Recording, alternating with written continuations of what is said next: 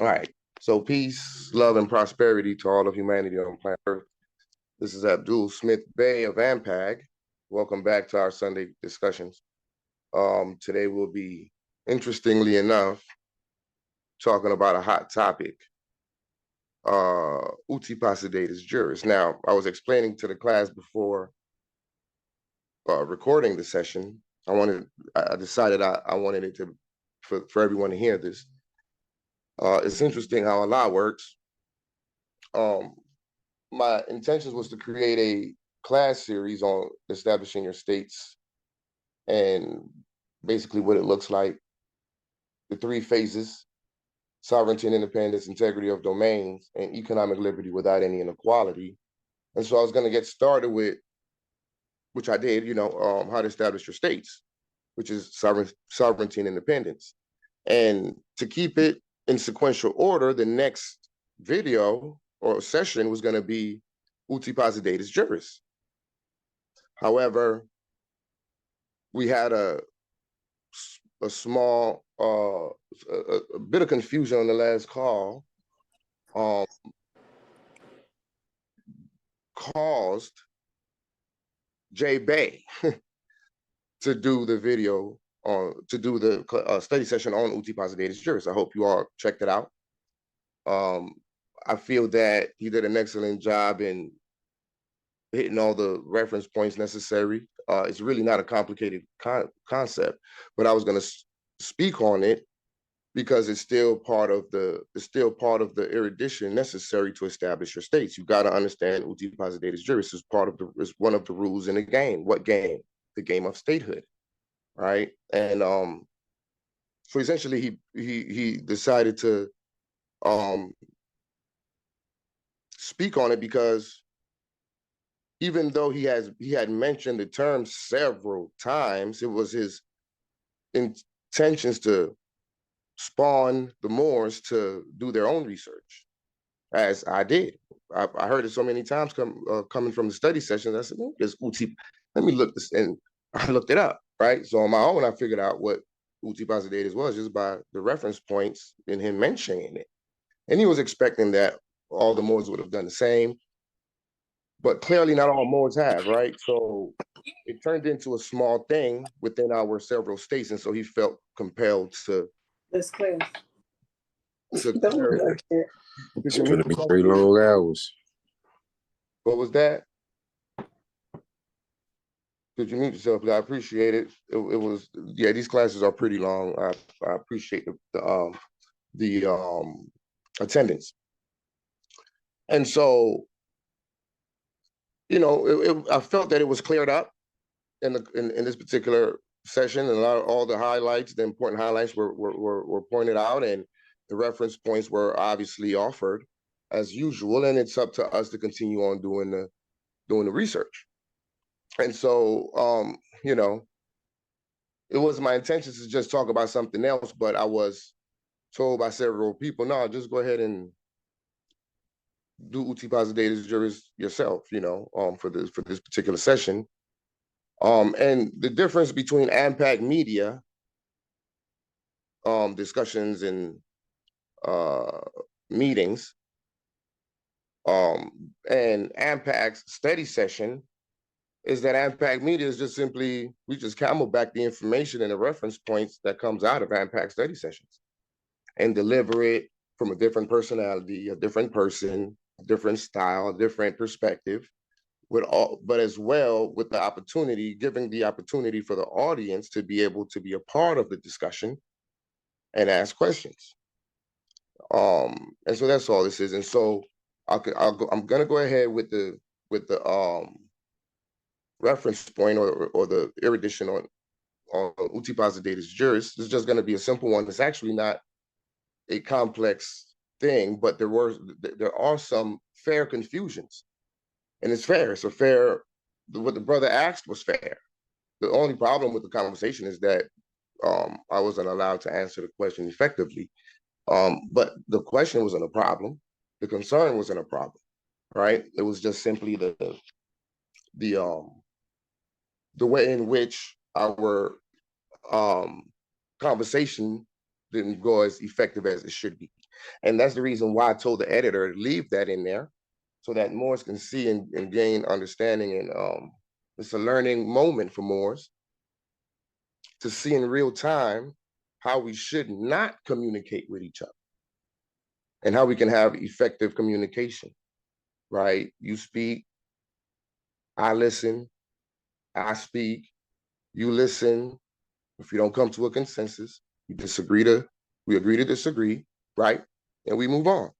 So in the spirit of that, I'd like to apologize to the floor for the confusion and the small debate and I feel as though it got out of hand, and I also feel as though I could have done better in mediating the situation. And so going forward, I'll be mindful of that. And so with that said, I'll go ahead and get started. So we'll start. Oh yeah, I do got to share the screen, don't I? Give me a second. Does anyone have any comments, concerns, or based on what I just said? You guys know I'm open for discussion here.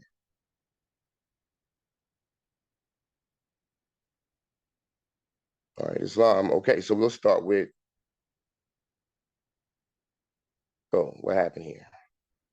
This was supposed to be Article 73. I must have clicked the wrong button or clicked something by accident. Okay, here we are. So the title goes United Nations Charter, Chapter 11. So what does it say on the title? Declaration regarding non-self-governing territories. Right? Let me see. Is Arkansas, and this is a real question for the floor, is Arkansas, Mississippi, New York, any of these territories, are they self-governing or non-self-governing? But present, non-self-governing. I would agree, non-self-governing. Okay, so we all would agree that we understand what a non-self-governing territory is, right? Islam. Islam. And why is that?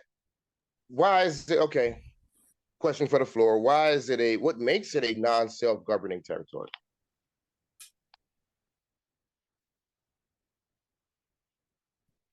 Primarily, they have yet to have a de jure established three-body government that is internationally recognized, which is the legislative, judicial, and executive branch of government for the people and of the people.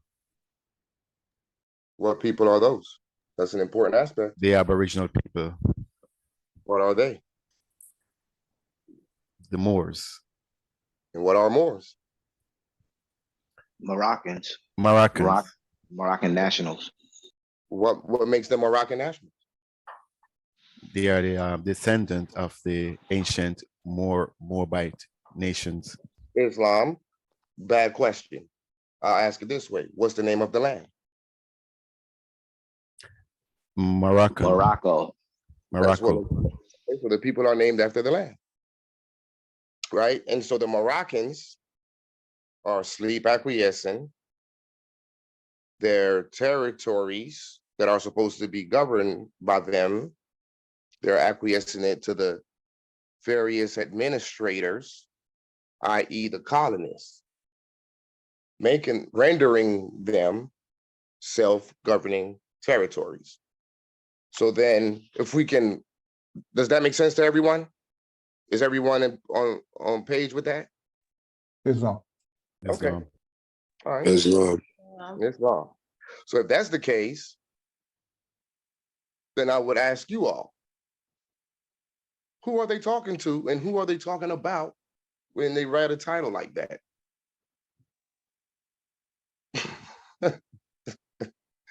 Who are you talking to? Who are you talking about? United Nations Charter. Who are you talking to? And what are you talking about? Declaration regarding non-self-governing territories. It's obviously a document regarding us dealing with decolonization. So the push for decolonization has been there since at least 1945, because that's when this was written. We're in 2023. We spoke about Roosevelt. What was it? What they called it? Black Friday or something. When he took the gold, took the dollar out of the gold and silver standard and turned it into fiat and all that, and gave them, quote unquote, not even quote unquote, gave the American people, the American citizens, the ability to discharge debt. Can the average person use it? Yes. Much of which deals with UCC processes. But the reason why I said American people is because that's one party to the contract. There's another party to the contract. That would be the Moroccans. What am I saying? That's not for our salvation. It's not for us to, we're not here to discharge debt. Really? No. It's not our solution to discharge debt. What's our solution? There is but one solution.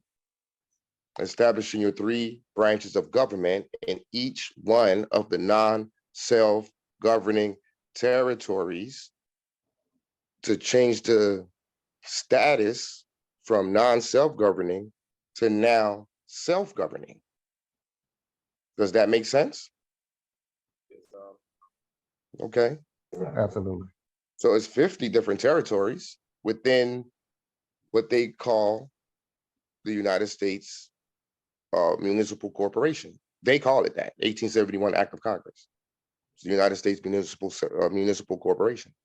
There's 50 administration or admin states, let's put it that way. They're the administrators of our non-self-governing territories. Which is why when we take back the governance of our territories, we, by the snap of a finger, what's his name? Thanos. By the snap of a finger, that non-self-governing territory becomes a self-governing territory, which then automatically renders the chartered dependency colony state known as, or the administrators known as state of Georgia, renders them automatically subordinate to the sovereign, which would be AMPAG. And how did AMPAG establish that or determine that in international law? Right here. You guys can see the Constitution, the dominions. We reclaim the borderline, the Uti Possidetis Jurisdiction.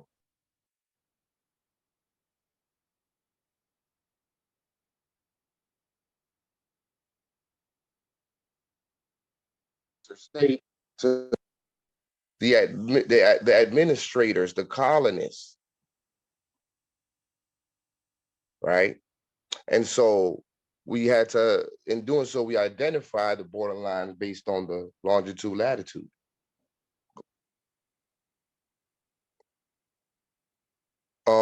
Based on the longitude, latitude that makes up this particular territory. This is why Uti Possidetis jurisdiction is important, because we would be considered the successor state to the inheritors. We inherited. So when it says, go here, as you possess, so shall you possess. Forgot where it is. We're gonna go through some of these. We'll go across it. This is Burkina Faso. There's another case, Burkina Faso versus Niger. Like for example, right here, this tells you what Uti Possidetis is. But the Latin term represents as you possess, so shall you possess. Okay. Well, under what's currently called the colonial period of Morocco,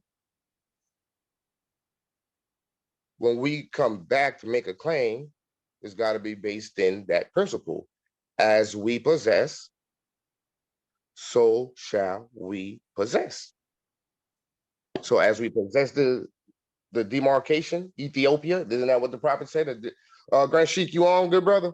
He knows better than everybody on the line. Islam, brother, I'm on. Islam. Then the good prophet said that Ethiopia also meant the demarcation line. Islam. Okay, I I just wanted to. I do study the prophet, and I have studied the prophet. Right, I've been studying more science for 7 years, going on 8. So, based on Ethiopia, right, the demarcation lines, the border lines, as we have possessed it in the state of in the so-called corporate state of Georgia, so shall we possess it now as AMPAG. Does that make a little bit more sense now to you all on the floor real quick? Just real quick, before I continue.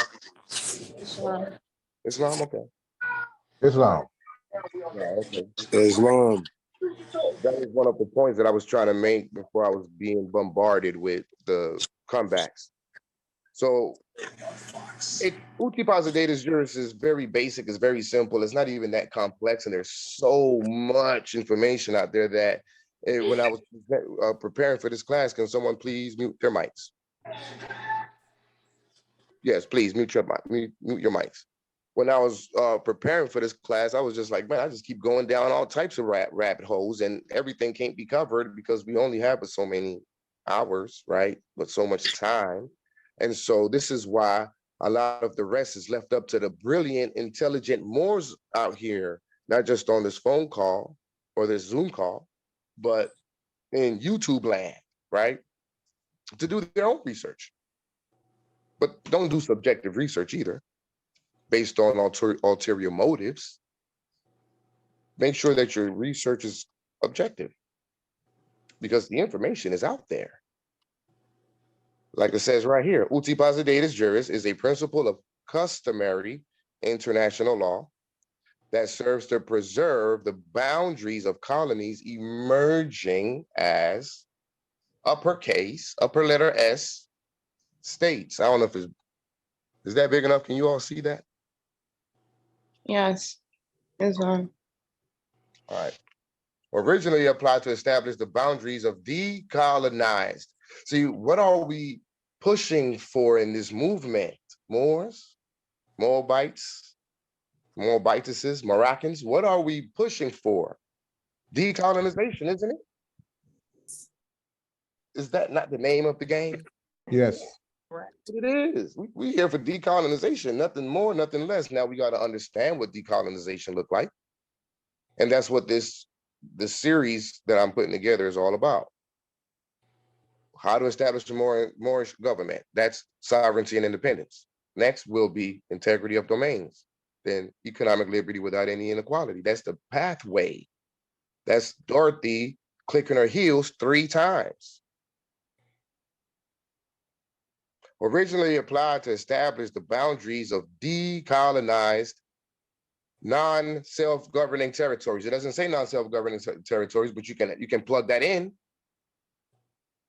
Originally applied to establish the boundaries of the decolonized non-self-governing territories in Latin America. Okay, so this deals with Latin America, right? Which is where in international law, they find the first case. Even though it goes back to Roman law, it's still not this, it's the opposite of Roman law.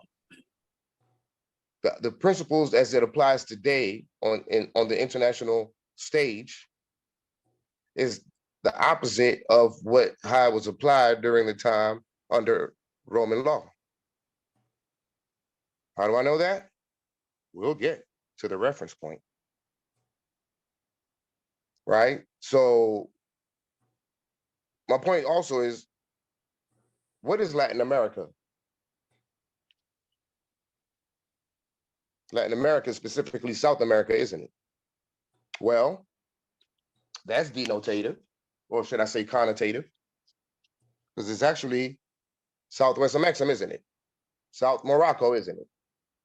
Okay. And Brazil, for example, is full of melanated Asiatics, aren't they? Someone give me a yes, or an Islam. Islam. Okay. It's the reason why I brought up Brazil. UPJ has become a rule of wider application, notably in Africa. Why? Because the African states went through their process of what? Decolonization already back in the 1960s. And the Africans agreed to Uti Possidetis Juris to keep the demarcation lines, the several Ethiopias, right? The demarcation lines. And even with that, they ended up with a dispute in 1986 between Burkina Faso and Mali. And then later on in 2013 with Burkina Faso and Niger.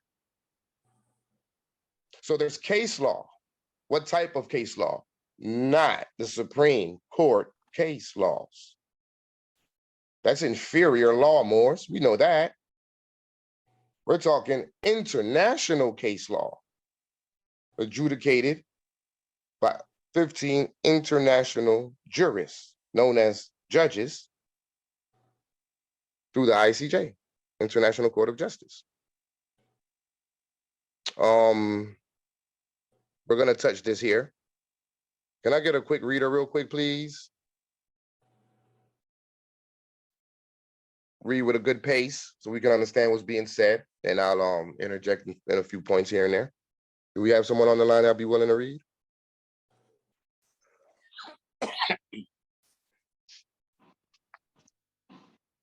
I can read. I would appreciate it. Can you see the screen good, or do I need to enter it a little more? No, I think I got it. All right. Uti Possidetis Possidetis is an expression. I'm sorry, say that again. Uti Possidetis. Okay. Uti Possidetis is an expression that originated in Roman private law, where it was the name of a procedure used in litigation about land. It came from a praetorial edict that could be abbreviated as you possess, so shall you possess. Later, by a misleading analogy, the phrase was transferred to international law, where it has had more than one meaning.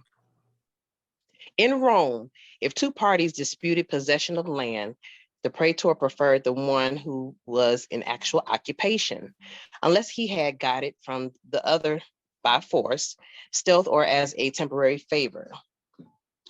Nec vi, nec clam, nec precario.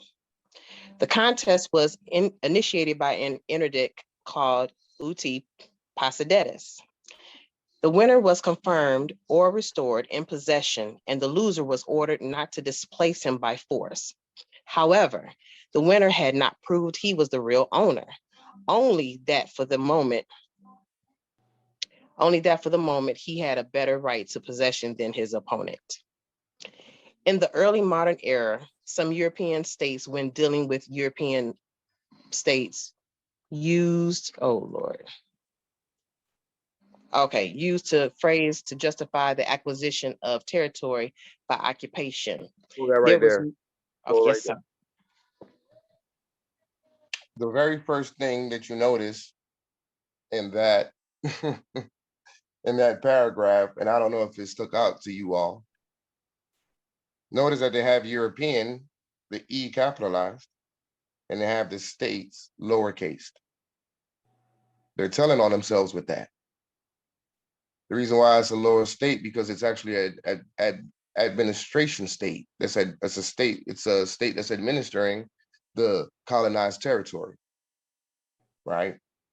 So it goes on to say, in the early modern era, some European states, when dealing with other European states, used the phrase to justify the acquisition of territory by occupation. That's why Uti Possidetis Juris is actually to our advantage. Because, as I mentioned earlier, the principles are opposite to each other, meaning that from the time of Roman law to the modern time now, as it's being used in international law. Islam, sister, continue. And excellent read, by the way. Thank you. There was no universally agreed rule, and for example, Portugal applied it more ambitiously than Spain.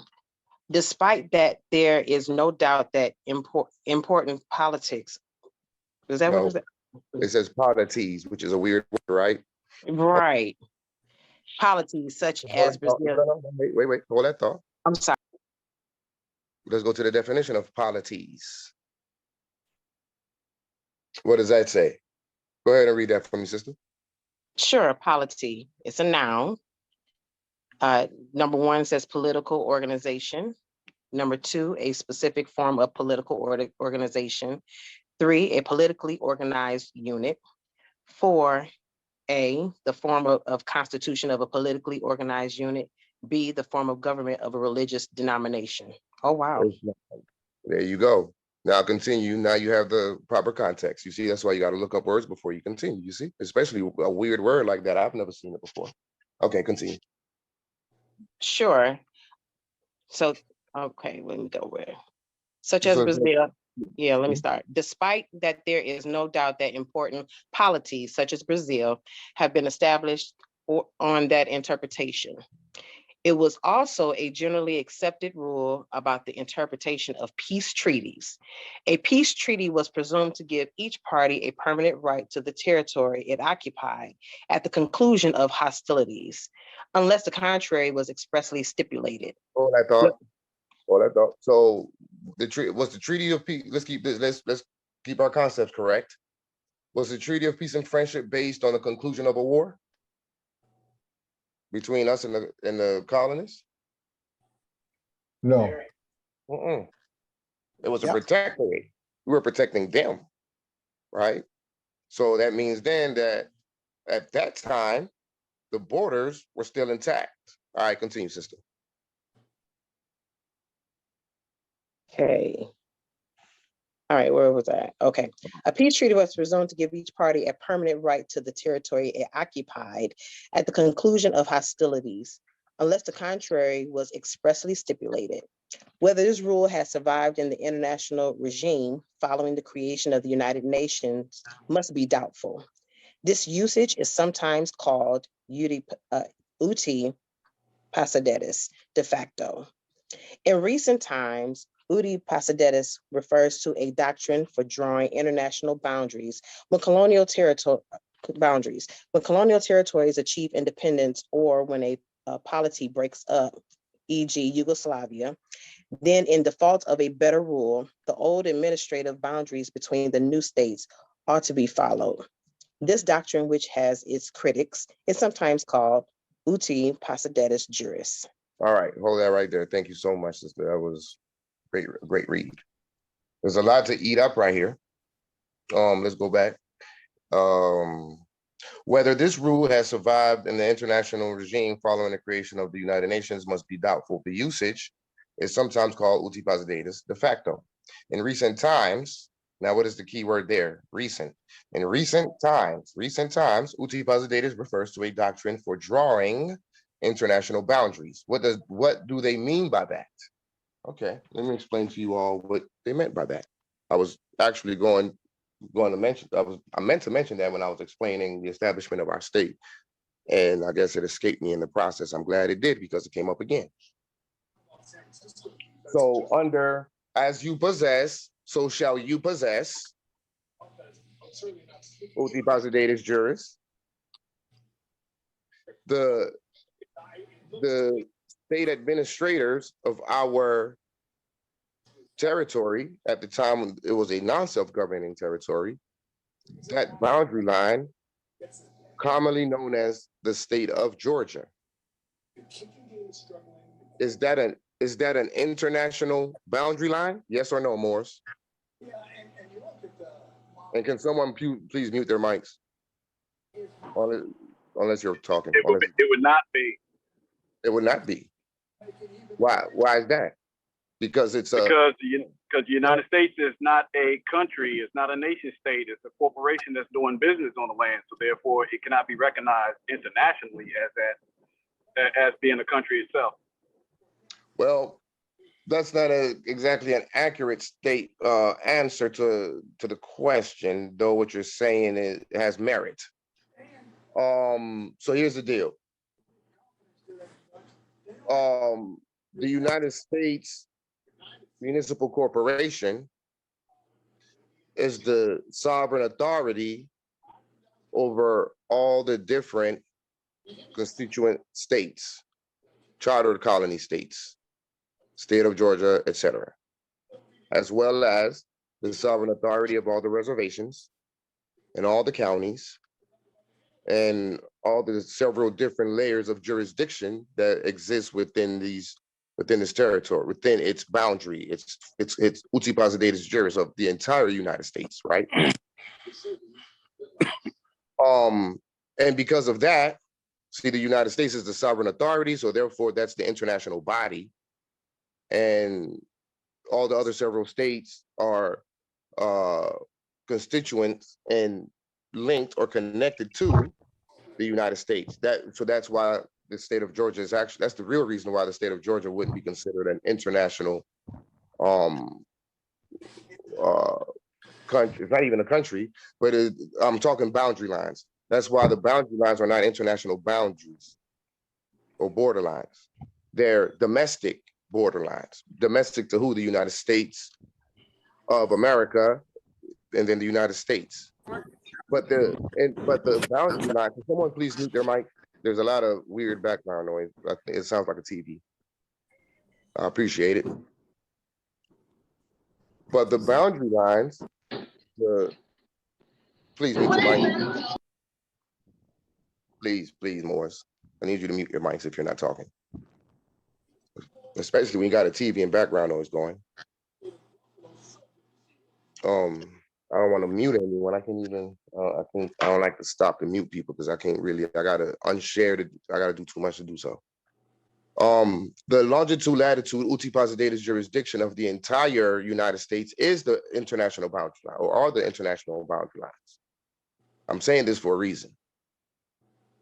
Because it said here, in recent times, Uti Possidetis refers to a doctrine for drawing international boundaries. So when AMPAG reclaimed the longitude, latitude that represents the territory that's commonly known as the state of Georgia, when AMPAG did that, it automatically and immediately, by the snap of a finger, became international boundaries. Under what? Uti Possidetis Juris. The other reason why, aside from our consanguinity and our three branches of government, the other reason why we have authority over the state of whoever, because they don't even have boundary lines. Keeping in mind also, the Constitution that they possess was never ratified and deposited with the international community, with the United Nations. Now, conversely, I'm giving you a thorough understanding. Now, conversely, once we establish the United States of Morocco, all of our respective states would become part and parcel, right, to the empire, which means then our borderlines will now be absorbed into the borderlines as the borderlines, the full borderlines, or the culmination of all the borderlines within the empire, making the borderlines of the empire itself international border boundaries, and our states, such as AMPAG, will no longer be international. I hope, did that make sense to everyone? Do I need to expound a little bit or clear it up? Or are there any questions regarding what I said? Islam, brother, I do got a question. Yeah. Also, with the understanding of the 10 square mile jurisdiction of the District of Columbia, which, promotes itself as being foreign, that is also proven that everything else will be domestic outside of that jurisdiction of claim. Yeah. That's right. Keeping in mind that that the United States Municipal Corporation is exercising extraterritoriality when a more, or not necessarily a more, if any state on planet Earth tries to or attempts to violate the Uti Possidetis Juris of engagement in international law and claim additional states or additional territories, I should say, now they're practicing extraterritorial jurisdiction. The same thing that we're fighting, the same thing that we're rejecting, the same thing that the colonists over here are doing to us. They're practicing extraterritorial jurisdiction because they're claiming a jurisdiction, an extra jurisdiction in territories that don't belong to you. So that's what they mean by drawing international boundaries, right? So our successor states, the successors to the colonists, right? When we reclaim those boundaries, they automatically become international borderlines. And if they become international borderlines, it falls under the protection of international law. When colonial territories achieved independence, or when a polity breaks up, e.g. Yugoslavia, I don't know if you guys remember, or it wasn't that long ago, but as you know, Yugoslavia no longer exists because Yugoslavia was breaking up into two states. Refer back to the good brother Pierre from International Law Mock. He broke that down. They became the Czech Republic and the Slovak Republic, right? And so they had to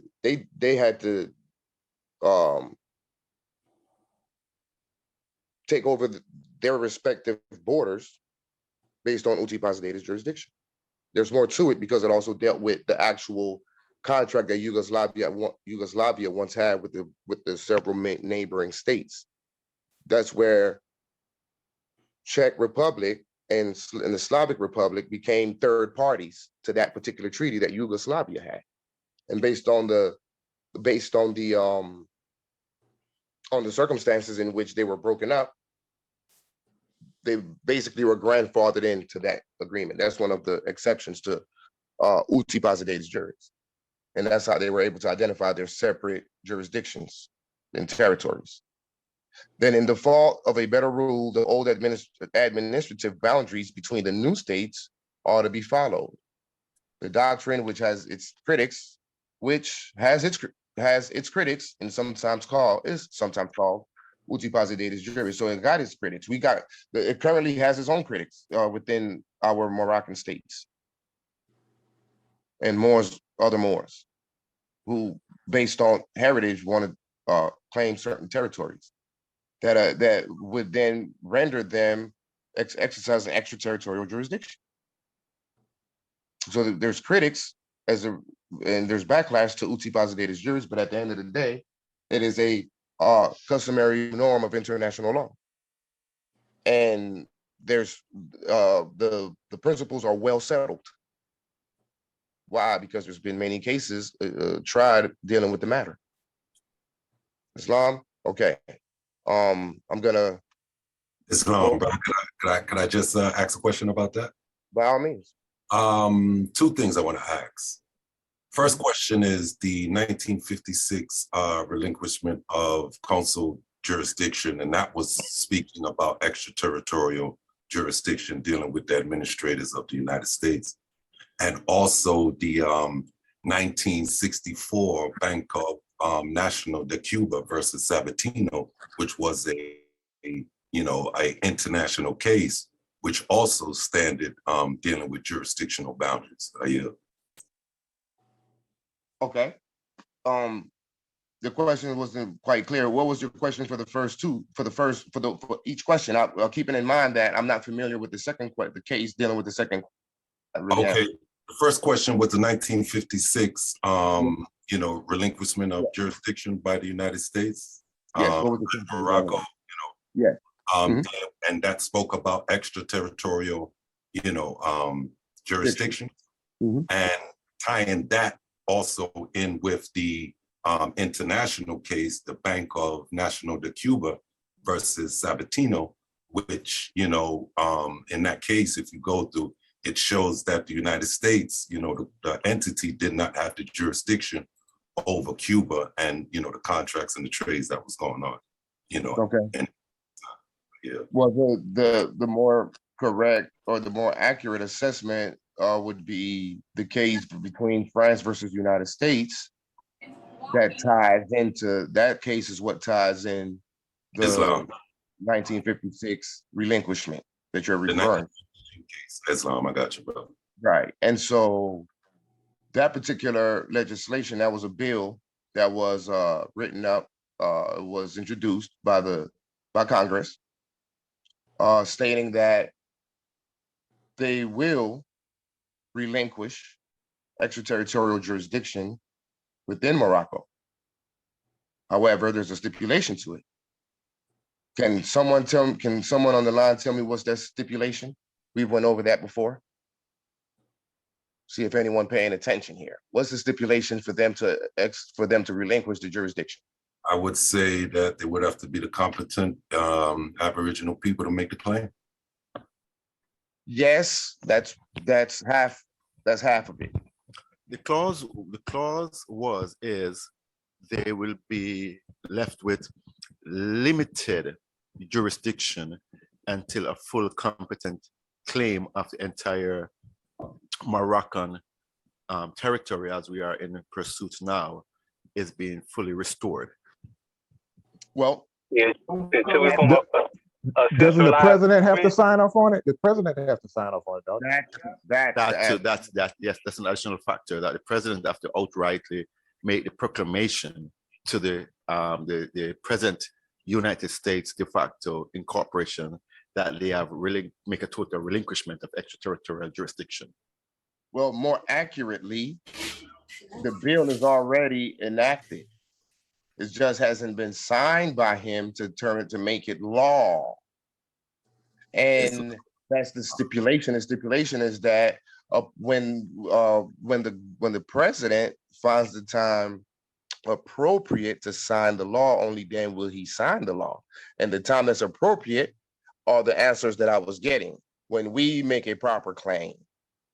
When we make a proper claim, then that becomes the appropriate time to relinquish the jurisdiction.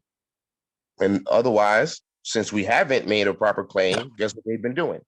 Practicing extraterritorial jurisdiction which is on a limited capacity, right? And they're not even supposed to be exercising extraterritorial jurisdiction. They only have civil and judicial jurisdiction, because someone has to maintain law and order in Morocco. Since the Moors ain't doing it, somebody got to do it. That's why it's like you can't get mad at the Europeans, because we've been acquiescing. We've been delaying our own justice, and we're still doing it. We're still doing it.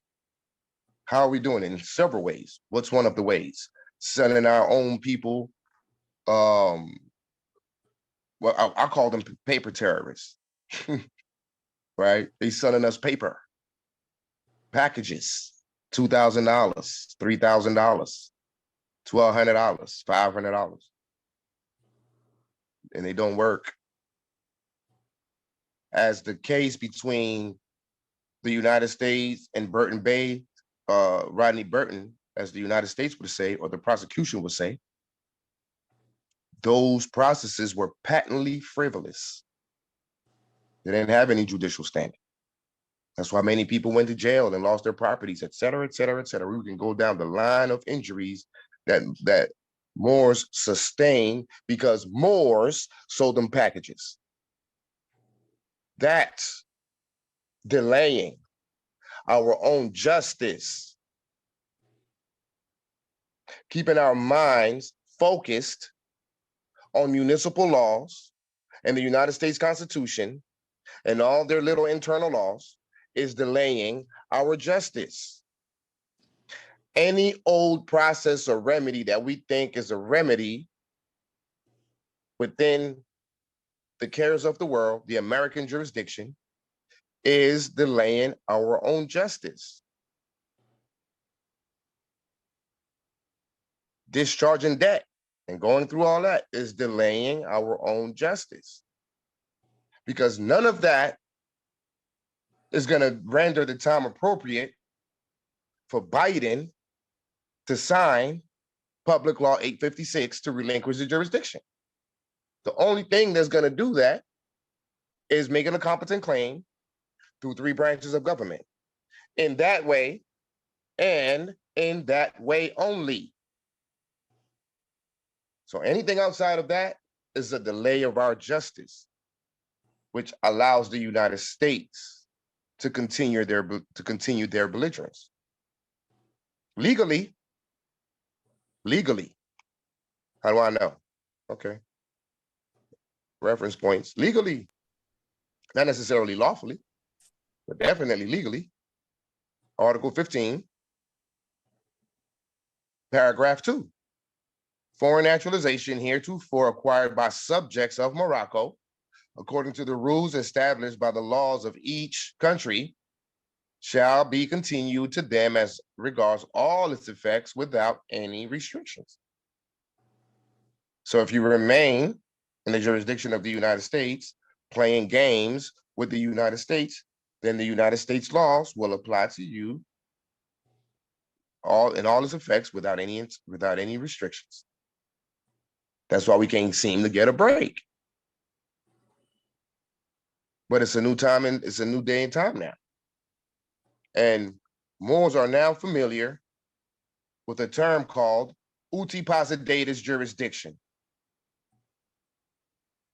I'm pretty sure none of you on the line, including me, ain't never heard nothing about no Uti Possidetis, nothing inside of the old Moorish paradigm. Yes or no? This is a question for the floor. No. No. No.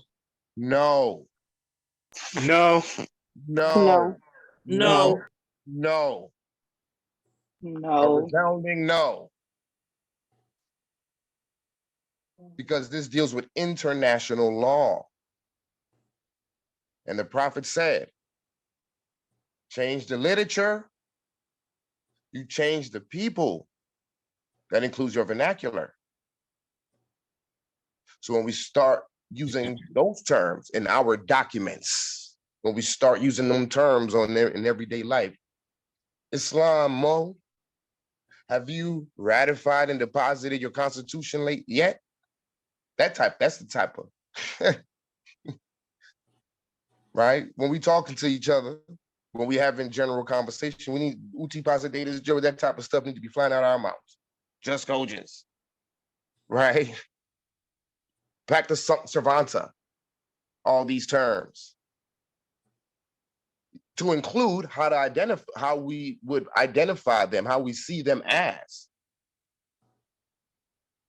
In our documents, we don't refer to the state of Georgia as the state of Georgia. And we don't necessarily refer to them as a corporation either. You know what we refer to them as? Change your vernacular more. We refer to them as constituent charter dependency states. We call them dependency states. Charter colony dependency state of Georgia. They're a dependency state under the jurisdiction of AMPAG, the successor to the administrator over our once non-self-governing territory. Now our territory is governed, self-governed, which then makes them a dependency state under who? Our jurisdiction. iPhone, you off mute, please. Could you mute yourself?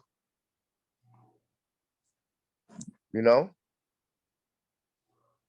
We got to change our vernacular. Here's another word that we've never heard in the old paradigm. Legislation. Yeah, we might have heard that term, but from the perspective of studying and enforcing and using their legislation. But have we ever heard it from our perspective as us? writing legislation, scribing legislation, using the pen. No, that's another renouncing. No. This is where we find the power is in international law, because we are international people.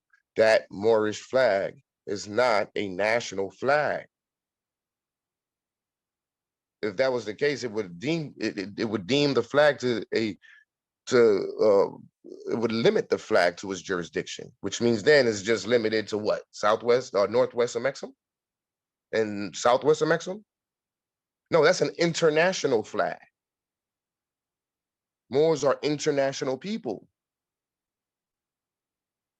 Therefore, Moors should be studying international law. It's common sense, but common sense isn't always common. Islam. Sister, if you're not tired, could you please continue reading, starting here? Uti Possidetis as a doctrine. Sure. Uti Possidetis as a doctrine for the acquisition of territory in international law. From Roman private law, Uti Possidetis was transposed to international law as an assertion of sovereignty over territory, although the analogy was misleading. European powers, when they sought to justify their acquisition of territory in America and elsewhere, based their claims on a variety of legal concepts. One argument was that the new lands were terra nullius, belonging to nobody, and so could be acquired by occupation. But some prominent European jurists and theologians, like Francisco de Vitoria, rejected this, arguing that the lands did have owners, the indigenous peoples. Hold that thought. However, Hold that I'm thought. sorry. Hold that thought. Let that marinate for a second. Marinated. Okay. European powers, when they sought to justify their acquisition, they were trying to justify their acquisition over non-self-governing territories. Well, actually, let me rephrase that. I apologize. At the time, it was not necessarily non-self-governing. Okay, that's the case now. European powers, when they sought to justify their acquisition of territory in America, in Morocco, and elsewhere, Africa, based their claims on a variety of legal concepts. One argument was that the new lands, see, the new lands, that's not no new land, right? It's ancient land. It's new to you, but it's ancient to others. What was I think his first book, Van Sertima? Does anybody remember the title to the name of that book? They Came Before Columbus. We know the history, his story when we were in school, in Black History Month and all that. They came over here and nothing was here. And they said, oh, cool, open land, let's build. And let's bring the Africans over here to help us build, let's enslave them. That's the story. Because they were under the erroneous idea or colonizing mindset, I would put, that this is no man's land. This land has no owners, it belongs to nobody, terra nullius.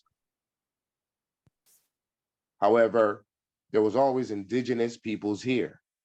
So if we're going to say that Francisco de Vitoria rejected this idea, right? Arguing that the lands did have owners, the indigenous peoples. Who are the indigenous peoples? They like to hide our identity and all this, right? With words. We are the indigenous people, the Moroccans, the Moors. That's why you have the rights of indigenous peoples. And this is why Uti Possidetis Juris serves us anyway. It does serve us. Keeping in mind the headache. Okay. Let me make this point. And then I'll like for you to continue reading, sister. Let me make this quick point.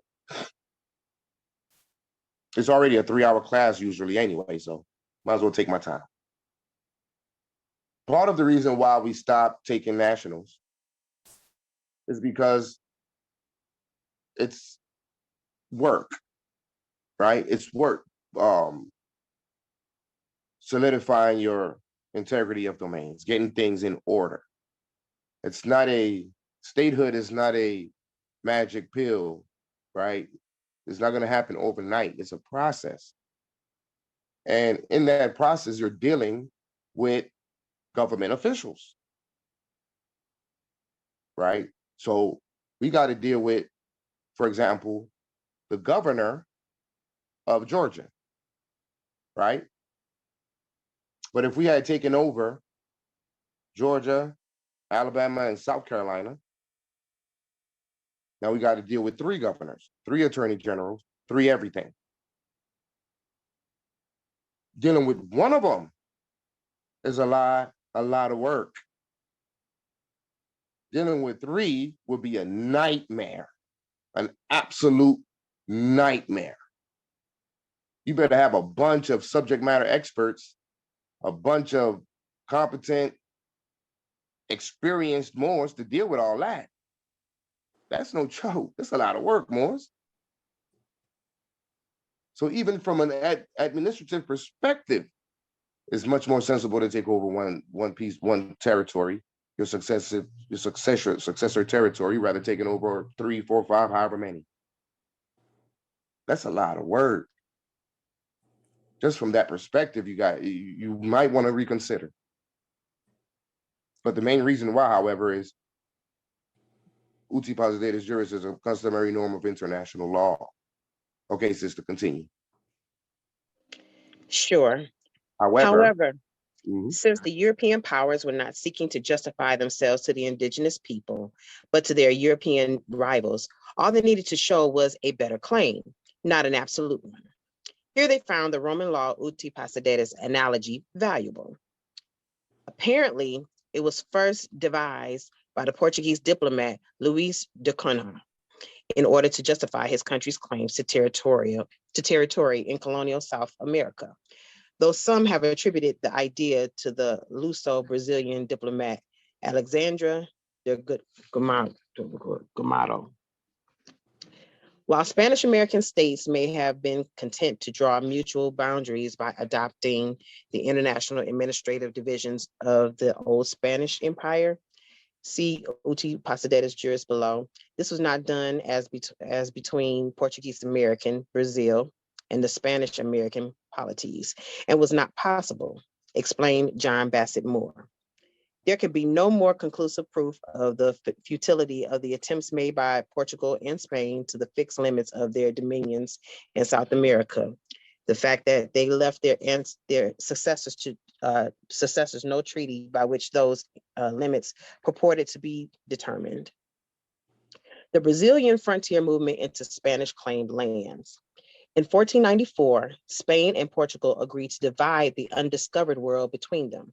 The Treaty of Tordesillas prescribed an imaginary line running from pole to pole. Spain was to have the lands to the west of that line, Portugal to the east. Shortly afterwards, and around the same time, expeditions from both countries discovered South America. As a new continent was explored, it was gradually realized that the Tordesillas line, though rather vague, gave Portugal only a corner of it, the vast majority going to Spain. So you see, they're just moving their way. So let's take note on the year. Why should we take note on the year 1494?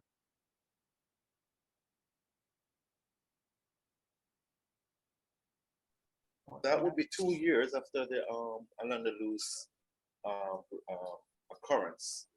Islam, right? Because Christopher Columbus came over here in 1492? This is what you're reading is the paper bulls, the Unum Sanctum policies, the doctrines of discovery, all these documents that authorize the colonists to expand their colonization over here. We've talked about that in previous classes, and they're basically talking about it here, right?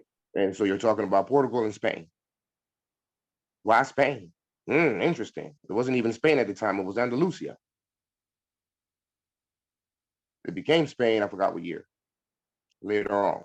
But when we were there, before Boabdil gave up the keys to the city, or not to the kingdom, it was Andalusia. Continue, sister. Sure. Despite that, for the next 400 years, Portuguese America and its successor Brazil expanded relentlessly in a generally westwards direction, deep into the lands claimed by Spain and its successors. Summarized E. Bradford Burns.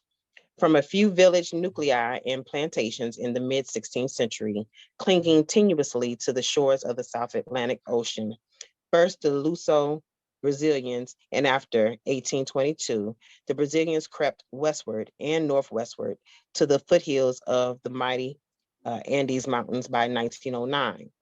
The frontier movement triumphed at the territorial expense of 11 neighboring Hispanic nations and colonies. Just in the period 1893 to 1909, alone, Brazil swallowed up territory equal in size to Spain and France combined. Thank you. Hold on one second. Hold there. So, despite that, for the next 400 years, Portuguese America, and what is Brazil to Portuguese America? Successor state. See, this right here, what took place here in Latin America, is the first time in international law history. We already read over it, and I forgot to make the point there, because when okay, so they didn't have any standards or laws surrounding borderlines during the time of the so-called Roman law, during the so-called Roman law time, right?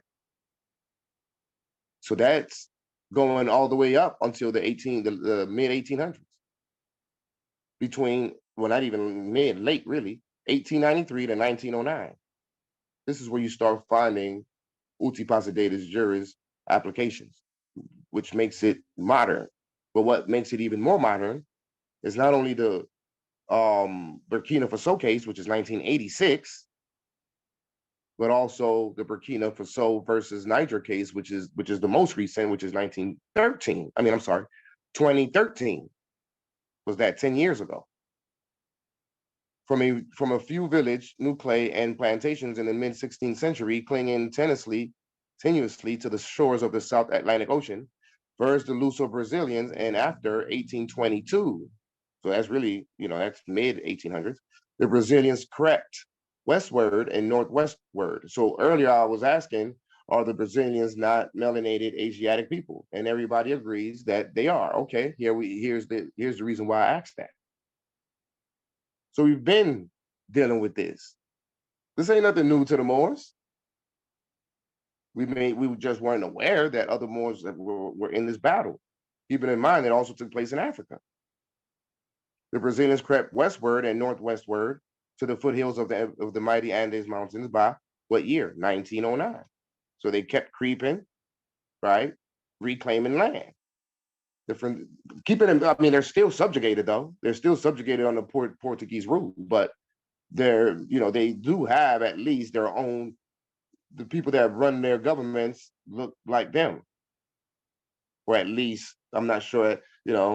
At this point they may have been bleached out, but that's certainly the case in like Barbados and Jamaica, Haiti. Is their own that looks like there is their own in power running government. However, they're compromised to other British Commonwealth, for example, like Jamaica. So just in the period between 1893 and 1909 alone, Brazil swallowed up territory equal in size to Spain and France combined. And then here's the illustration. You see Panama up here in the top left corner. That's where I'm from, right there, Central America. You got Chile, La Paz, Caracas, which is I think it's Argentina, Patagonia, which is the original name. You got Bogota, and then over here on the right, you got the current rendition. Let me roll up so you'll see. So A is the Tordesillas line of 1494. Gave Portugal only the eastern corner of South America, but Portuguese settlers ignored it. And then B, 400 years later, Brazil's expansion was achieved by enterprising frontiersmen and its principal, Uti Possidetis. So because of Uti Possidetis Juris, this became Brazil on the right, all the yellow, which is equal in or bigger in size than Spain and France combined. You see the power of the Moors, but they still subjugated nonetheless. All right, you may continue here, sister, and then we'll wrap this particular reading up and go on to the next. We're not going to read the whole Okay, thing. that's fine. The Portuguese got an early start owing to Spanish acquiescence. Although Portugal and Spain legally were separate kingdoms, the same Spanish dynasty sat on both thrones from 1580 to 1640.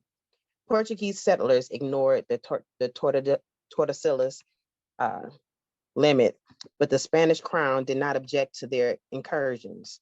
Thus, by mid-17th century, see map, the Portuguese had established incursive footholds around the mouth of the Amazon along the South Atlantic Ocean. There were too few Portuguese men to conquer the vast lands of Brazil by themselves, and almost no Portuguese women went there at first. In effect, sectors of the indigenous people were co-opted. The country was opened up by bands of entrepreneurs. The most famous of these are the Bandeirantes, who searched for wealth, Indians to enslave, gold or diamonds.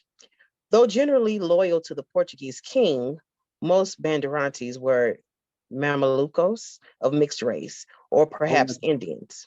Illiterate. Mamelucos. Those are Mamelukes. Mamelucos. Okay. Yeah. No. I'm explaining something.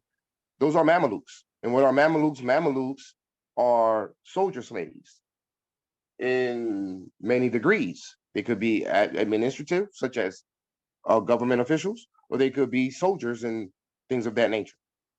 But they work for Moors. So they just told on themselves with that one. See, that's why language is important in understanding certain words, especially words of the time. Mamelucos is a Spanish rendition of a Mamelukes. Islam says to continue. And they're of mixed race. It ain't necessarily just white people. But then it goes on to say, or perhaps Indian. So they don't want to say. They know what it is, but they don't want to say. Continue, sister. Illiterate and extremely poor, speaking Tupi rather than Portuguese amongst themselves. Some Bandeira commanders were Black. The wilderness. You see that? They gave it up a little bit. They said Black, lowercase, adjective, but they meant to say were Moors. Continue. The wilderness, where they endured severe hardships and where they hoped to find riches, gripped their imagination. Bandeirismo is one form or another was to persist into the 19th century.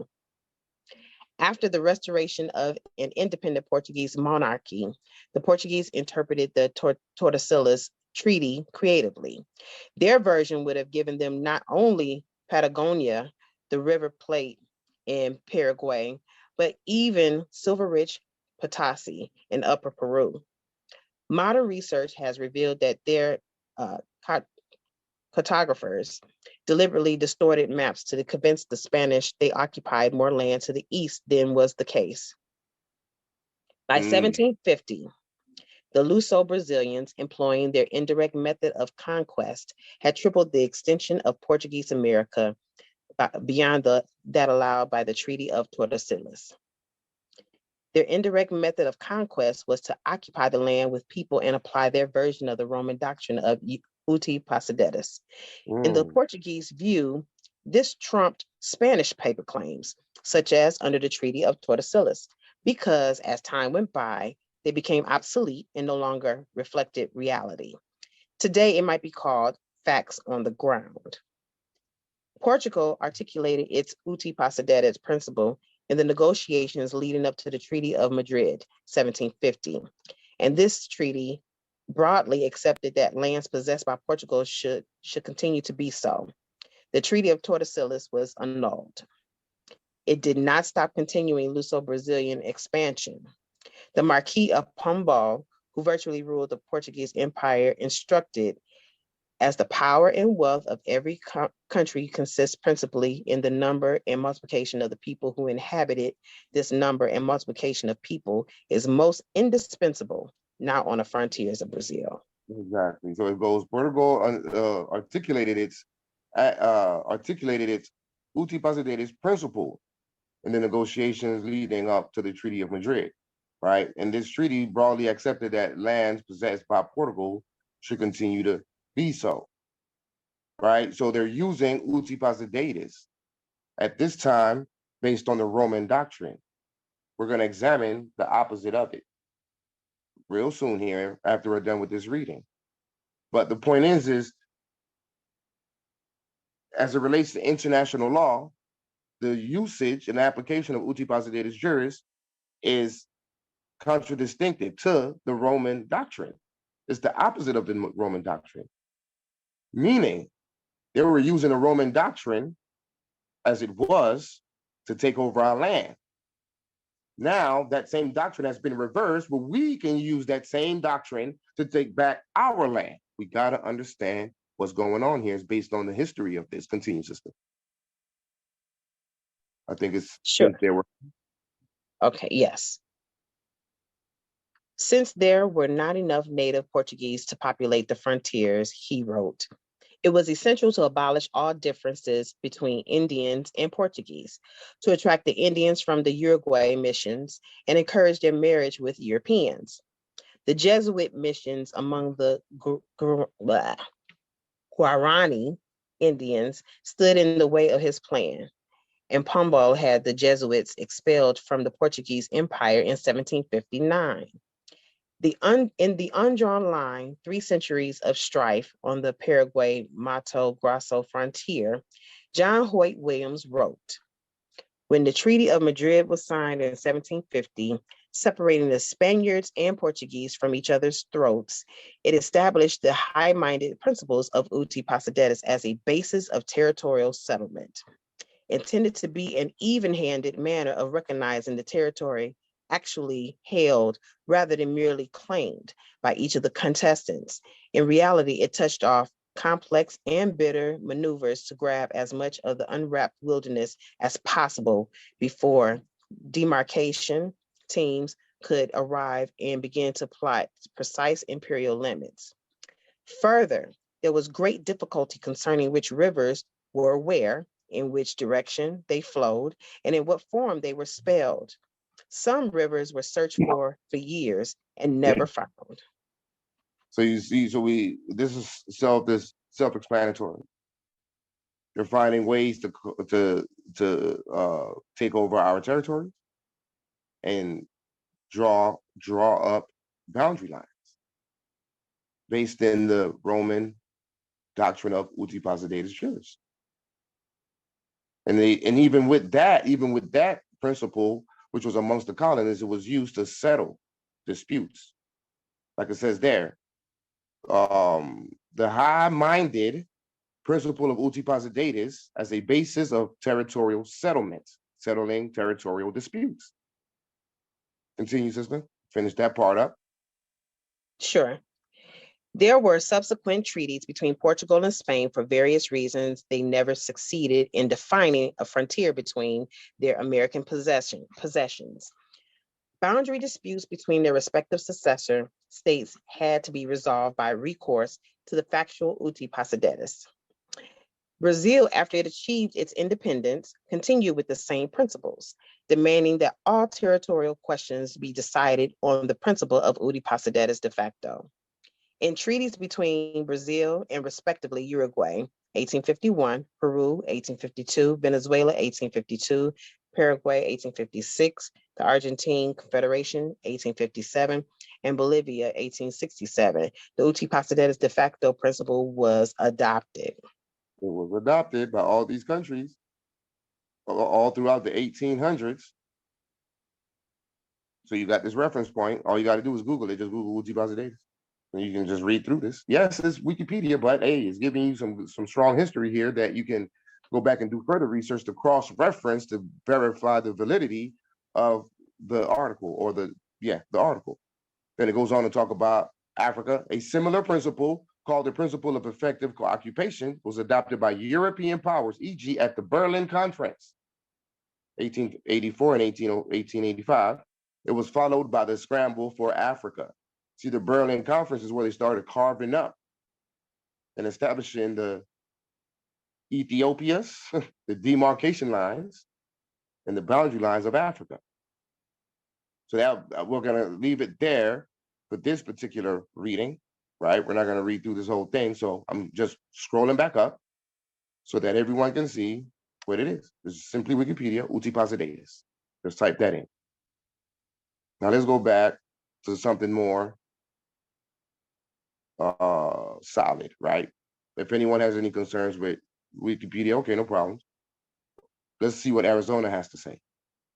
Arizona Law Review. Sister, are you tired, or are you good to go? Because I like the way you read. I can read a little bit more, but I may be getting off in a little bit. My apologies. No problem. Just read that first part, and then Okay. we'll go. Yes, sir.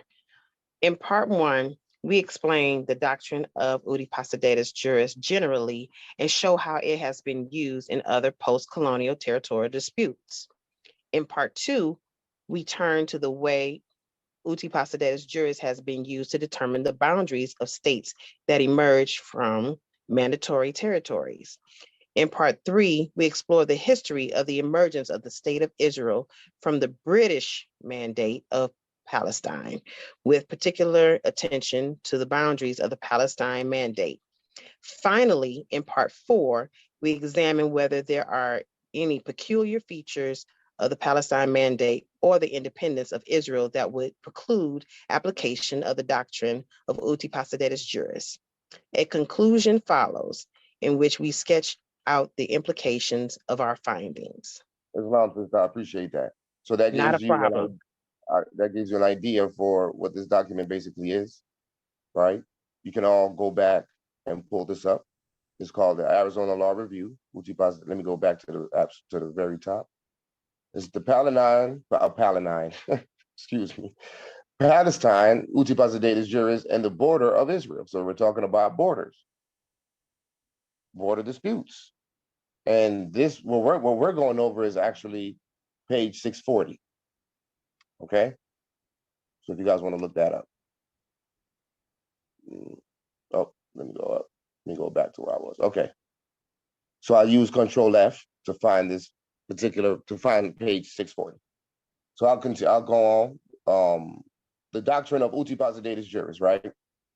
A, development of the doctrine. So it talks about, so we're going to go into the development of the doctrine, okay? As the Latin name suggests, Uti Possidetis Juris stems from Roman law, although the modern doctrine of international law has little to do with its Roman antecedent. Now these are jurists from Arizona that put this document together. Let me read that again, what I was telling y'all earlier. As the Latin name suggests, Uti Possidetis Juris stems from Roman law, although the modern doctrine of international law has little to do with its Roman antecedent. The Roman Uti Possidetis concerned property rather than territorial sovereignty. It granted a litigant with actual possession of a disputed item a presumptive right, because it's not theirs. We're talking about the colonial period, right? To continue in possession.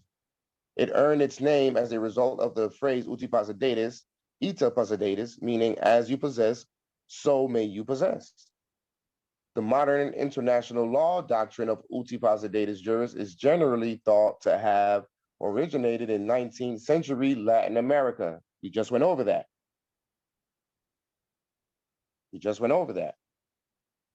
In many ways, the international law doctrine is the opposite of its Roman law ancestor.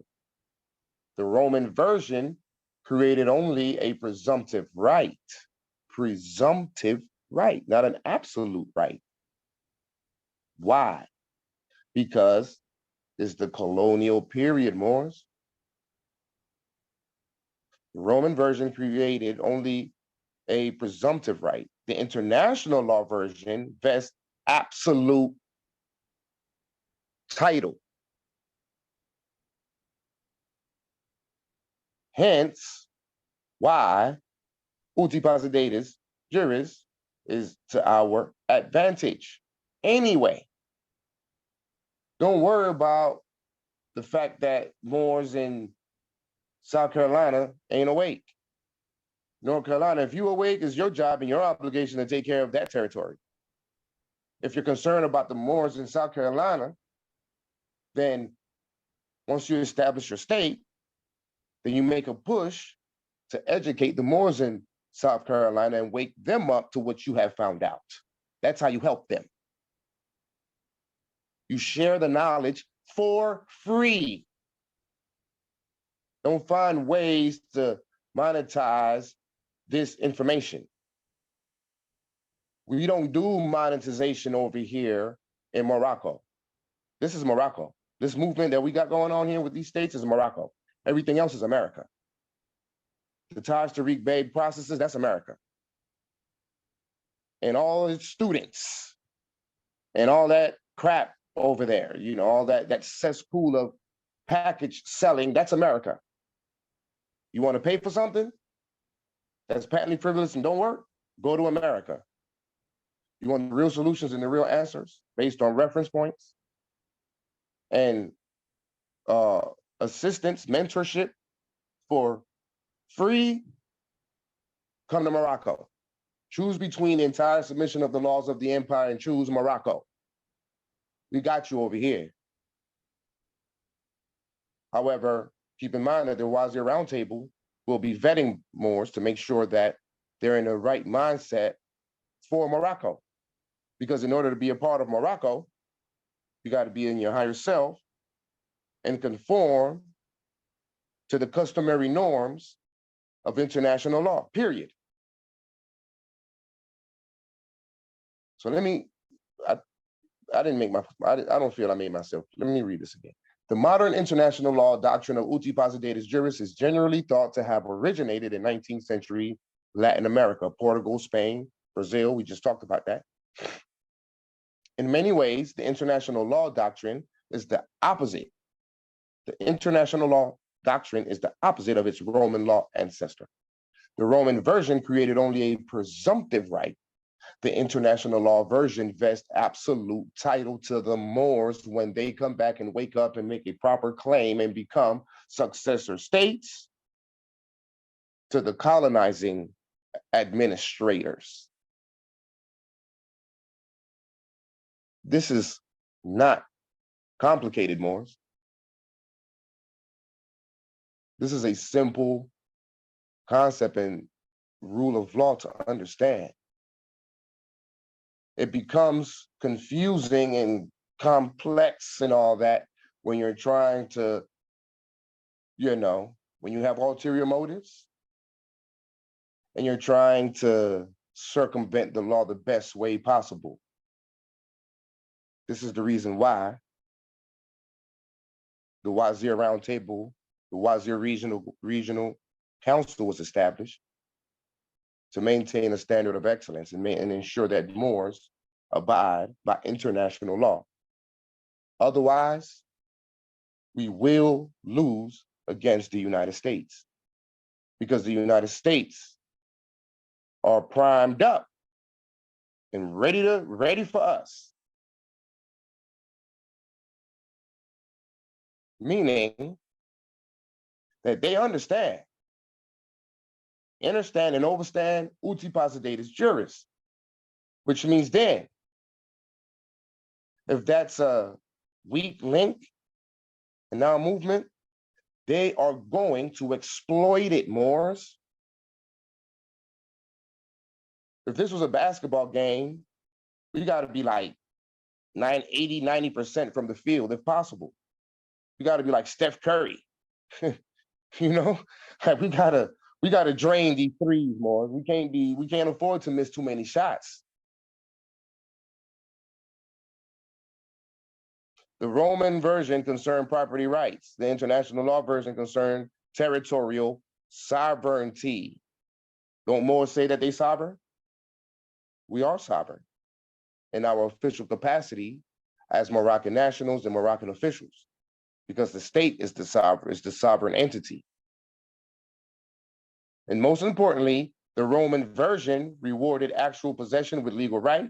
The international law version disregards action and recognizes title on the administrative lines. Administrative lines. Okay.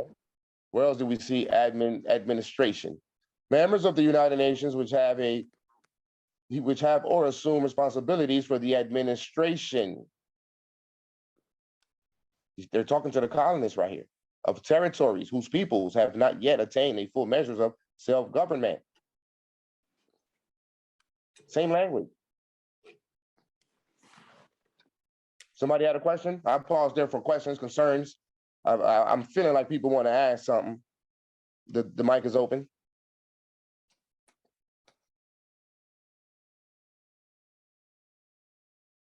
Okay, I'll continue.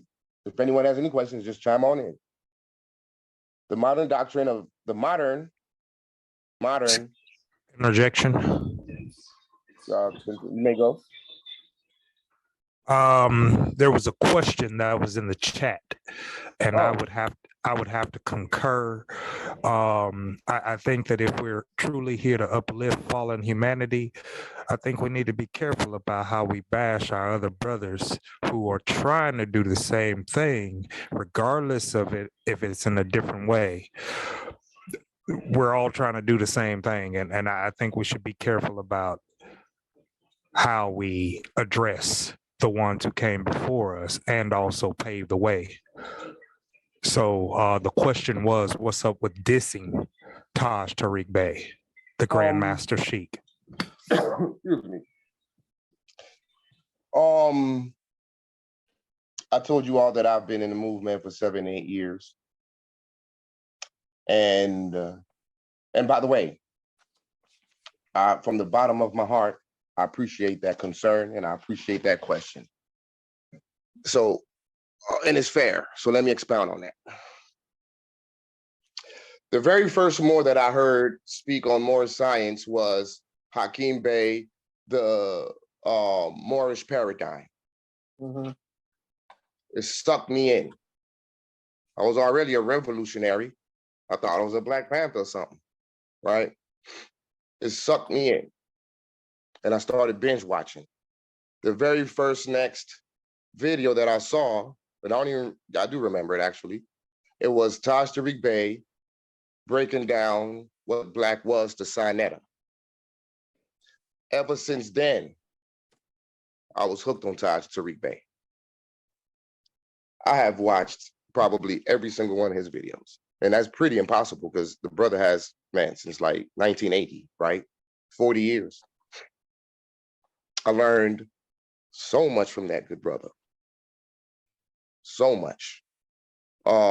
It's when I was first quote unquote nationalized into the first temple that I joined, I left the temple because they were more churchy than anything else. I wanted to learn and study civics. Why? Because of Taj Tariq Bey.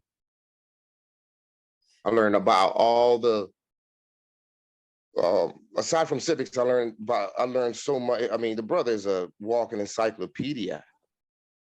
I mean, he break down anything, the Fez, the circle 7, how the 7 is the 7 orifice in the face, and the circle is the halo. I mean, the science of the Fez and the tassel. I mean, he goes in on so many points. And I'm taking my time to say this because Taj Tariq Bey is not just anybody.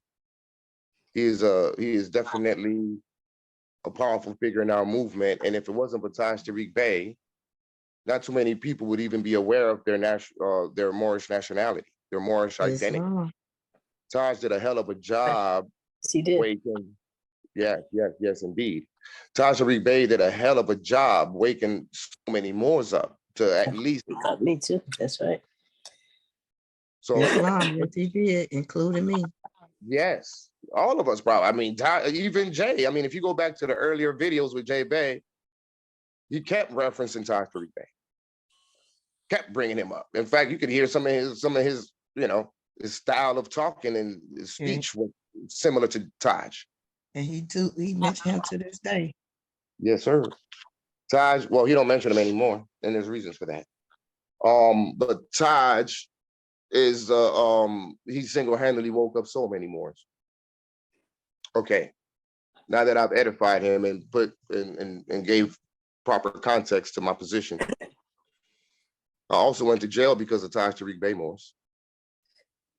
I'm not speaking by someone else's experience. I'm not speaking based on Jamal's experience. I'm not speaking based on Lamont's experience. I'm not speaking based on no one's experience. I'm speaking based on my own experience. Utilizing those processes, the right to travel and the U.S. codes and the USC codes, Title 18, all that, and the what do you call it? Supreme Court case laws. I had affidavits and I had it all, and it worked until it didn't work anymore. Got the taser pulled out on me, and I was taken through the ringers, and it's been happening to all of his students. So let's get out of worship. Let's not worship. Let's be objective and honest. And the bottom line is, as it relates to civics, everything else, we good. As it relates to civics and the restoration of our lost estate and our sovereignty, et cetera, as it relates to civics and law, he is quite responsible for much of the punitive damages that we have experienced based on his teachings. I'm just keeping it real. Now, gave him he gets ample credit for a lot, but he also gets credit for misleading us. And Taj Tariq Bey is an absolute brain. It's hard for me to say, I'm not gonna say that because I have to be mindful of the sensitivity in the room, and I respect it because he is a hell of a teacher. And he's done a great job, but he also has misled us as it relates to civics. This is the reason why, again, I've been watching him for years, and I've also been watching everything surrounding him. This is the reason why so many Moors have always been against Taj Tariq Bey, Temple Moors, etc. I have spoken with Moors who are upset with Taj Tariq Bey, and I put my hands in the air, and I swear to God, the Moors told me that there's Moors out here that's got a contract on the brother's head. People are Islam. I think that's enough. The truth will reveal itself at some point. It is what it is. But I ask Moors to be objective about what we see taking place in the old paradigm. We have to unlearn the old paradigm. Let's not put a name on it. Wherever it came from, it's still the old paradigm that has not worked, and it has caused a lot of pain and damage in our lives. The answer to it all has always been international law and statehood, establishing our 3 branches of government in each one of our states, and then reestablishing the United States of Morocco, the Moroccan Empire. That's the answer to the test.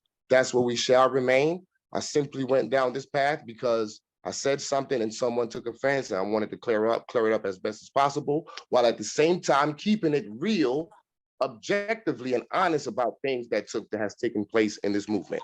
Islam, good brother. You may interject and speak your piece. Islam. I just did want to say it has nothing to do with worship, but give honor to where honors due. I mean, a lot of us wouldn't be here where we are, regardless of the trials and tribulations that we may have faced. Statehood wouldn't be here if it weren't for some of these characters and whatnot that may or may not have misled some of us. And so I just me personally, I would just, I'm really sensitive to energy. If you don't have anything good to say, let's just not say anything at all and just leave it at that. And just, focus on what it is we need to do. And I yield. Peace and love. And I agree with everything you said. I was petitioned to a degree to speak on it because I spoke slightly on it. But we'll leave it there. And how they say, hold on one second, as the word or the idiom goes, that truth is odd. Everybody knows that truth is odd, and one day things will be cleared up for all Moors in Morocco as to what's the truth about what has taken place in our movement, the Moorish Science the Moorish Divine and National Movement. We know that we have been derailed. We don't know, we can't point out who's who and what's what, but we know that we've been derailed. This is not what a lot of things that has been come out of the temple is not what the prophet taught. So we've been derailed. And we know that we've been dealing with a lot of sellout activity in our lives as Moors, whether it be Moors with fezzes or regular Black people who were leaders in the past. And so this is part of the reason why our justice has been delayed, because we're all in a state of confusion, and we know that. We have so many different identities that we try to cling on to, not even understanding the proper identity to go off of, such as Negro, Blacks, Colors, Indians, Pan-Africans, Hebrew Israelites, etc. However, what does the treaty say? And the treaty says Moorish nationals. It doesn't say Moorish nationals. It says Moorish government, Moorish subjects, Moroccan subjects. That those types of languages and terms, and those are the terms that we should be using to gain our sovereignty, and not just any brand or misnomer. But a lot of these brands and misnomers have been placed upon us by our own. So we have to recognize that, that's the only reason. And it's not about worship for a lot of people, and I recognize it and I appreciate that. But we definitely have been derailed in this movement. I remember Hakeem Bey speaking about the 3 branches of government in the Moorish paradigm video way back in the day. I mean, it's like in the 90s. And I don't understand why we didn't go down that path. Instead, we went down an individual path of individual processes. So it's a sensitive thing for me as well. And I apologize to the floor if I may have offended anyone in what I said, and I will leave it at that. Go ahead, sister. Islam, good brother. First of all, I just want to thank you for the job you're doing. Soldier knows not his strength without a foe. We got to go through something. I'm here because I met Taj. I went and did the same thing you did, brother. But I know that for my upgrade, I have to go through something to move to the next level. That's right. Taj took us to one level. You here to take us to the next level, and we appreciate that. And we love you. We love our good brother Taj, because I have to give him the honor that he's due. And I'm like the brother that spoke before me. I'm sensitive to the things. If you don't got nothing good to say, let's keep it to a minimum. You're doing a good job, brother. So you had to go through that, because everything is in divine order. That's right. You here to bring us where we at today. Thank you. Thank you. That Taj dropped. That's what I've been saying. We're not in charge of this thing. To listen to you, brother, to learn from you. And we give thanks for Brother Taj, because it wasn't for him, we wouldn't be here in front of you today. If it weren't for my fall from the things that I learned through Brother Todd, I wouldn't be here, and I wouldn't have came and met you today, Brother Abdul. I appreciate you. We love you. So let's keep our energy on a love vibration. I remember I said something, and you told me, sister, nah, we got to be love, truth, peace, freedom, and justice. You said everything we do got to come from love. So you told me that, brother. So let's move our class forward, keep our energy good, and let's keep to.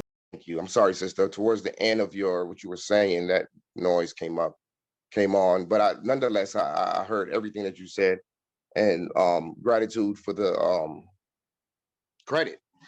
And basically what you said is the old doctrine, order out of chaos, right? So we There went you through go. chaos simply to emerge into order. And this is where we are today.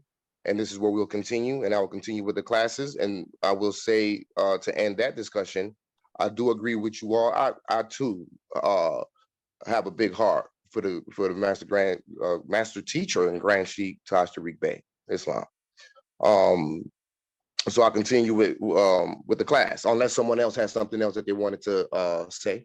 I would just like to say, brother, I thank all active Moors for their service and sacrifices for this cause. No matter what we go through, it is all love. It's all love. Love, truth, peace, freedom, and justice. It's Got to be in the spirit of love instead of hate. I agree. Islam. All right. Islam. Islam, this Commissioner Dempsey, I mean, I don't feel like it's just my perspective, because I probably dealing with this information probably almost about 2.5 years. And Taj Tariq Bey, I really didn't study Taj Tariq Bey, but I recognized his mind that he was a brilliant man. And I did learn some things that I came back across. But I think it's when it comes to the Moorish American and that whole paradigm, it's a understanding of like the proper way to do it. So when it's like, you know, Taj Tariq Bey or these other noticeable figures put so much in, and just to say, well, okay, well, this is the correct way to do it, it's like you're downing them, but you're really not. But I want to just add on the clarity, like when it comes to status correction or any of these processes that you try as a Moorish American with a remittance or any of them, it's a proper way to do it, and it's a proper signatory power that can initiate and enforce those type of treaties and rights. So say if you say, okay, well, I don't want to deal with statehood, it's other ways to do it. Well, yeah, you can, but there's Supreme Court. It's a code name for Counselor Court, which is the court that we're trying to establish. So if every time you have a dispute, you're going to their court, what favor do you think they're going to rule towards? So it's like kind of like that on a whole grand scale, whether you can have a trust and operate, or you can have a nationality card, but you're still operating within the matrix on a whole global scale. You're not changing anything. So with that, I yield, but it's no disrespect. I love Taj Tariq Bey, and he's brilliant. But just when it comes to status correction and enforcing these laws and not getting in trouble, as Abdullah spoke about, it's very imperative that you understand like how it goes. We understand how it goes to enforce the laws or rights that we feel like we have. With that, I yield. Islam Qadi from Dempsey. Okay. Anyone else? Yes, I'd like to comment about Taj and the process. And at one point in time, when people did their nationality, and Taj has a stamp. He has a great seal stamp, and they recognize this. And so when that paperwork was stamped, they would process you through and give you, settle your accounts and everything else. So when Bill Clinton was president, and so at that time they had balanced their books and all of the accounts, because they did some maneuvering things around. And so they were going to settle with all of the Moors. They were going to give the land and give everything else. So, and at that time, Taj gave his stamp to someone, and they started, this is when this $5,000 for doing your paperwork and all of this stuff. Because when you settle your estate, brother, everything comes with it. That's so, right. So when the Moors were going out, purchasing new cars, they were flying around in jets and doing things that they shouldn't have been done. And so the government, they were looking at this and says, oh, it says, nope, they cut it off. Because the thing is, those Moors, they get on the other side, they have a greater responsibility to do other things, because on that side, you're actually part of the government at a very higher point. This is what they don't tell people. This is what a lot of the Moors don't know. Well, what they don't tell, go ahead. So as we've had this boom lately, they had to have more control because there's been a big boom since the 2000s. And so I haven't talked to Sheikah's Love L. I know her son, but they had the paperwork, all of the paperwork that was filed under that RAC, that religious corporation in Illinois. That has a Chickasaw stamp on it. All right, that has a Chickasaw stamp.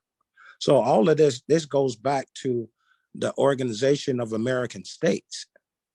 Also, a lot of this stuff is already tied up and done, and certain things have been just waiting for certain numbers to be agreed upon in certain things.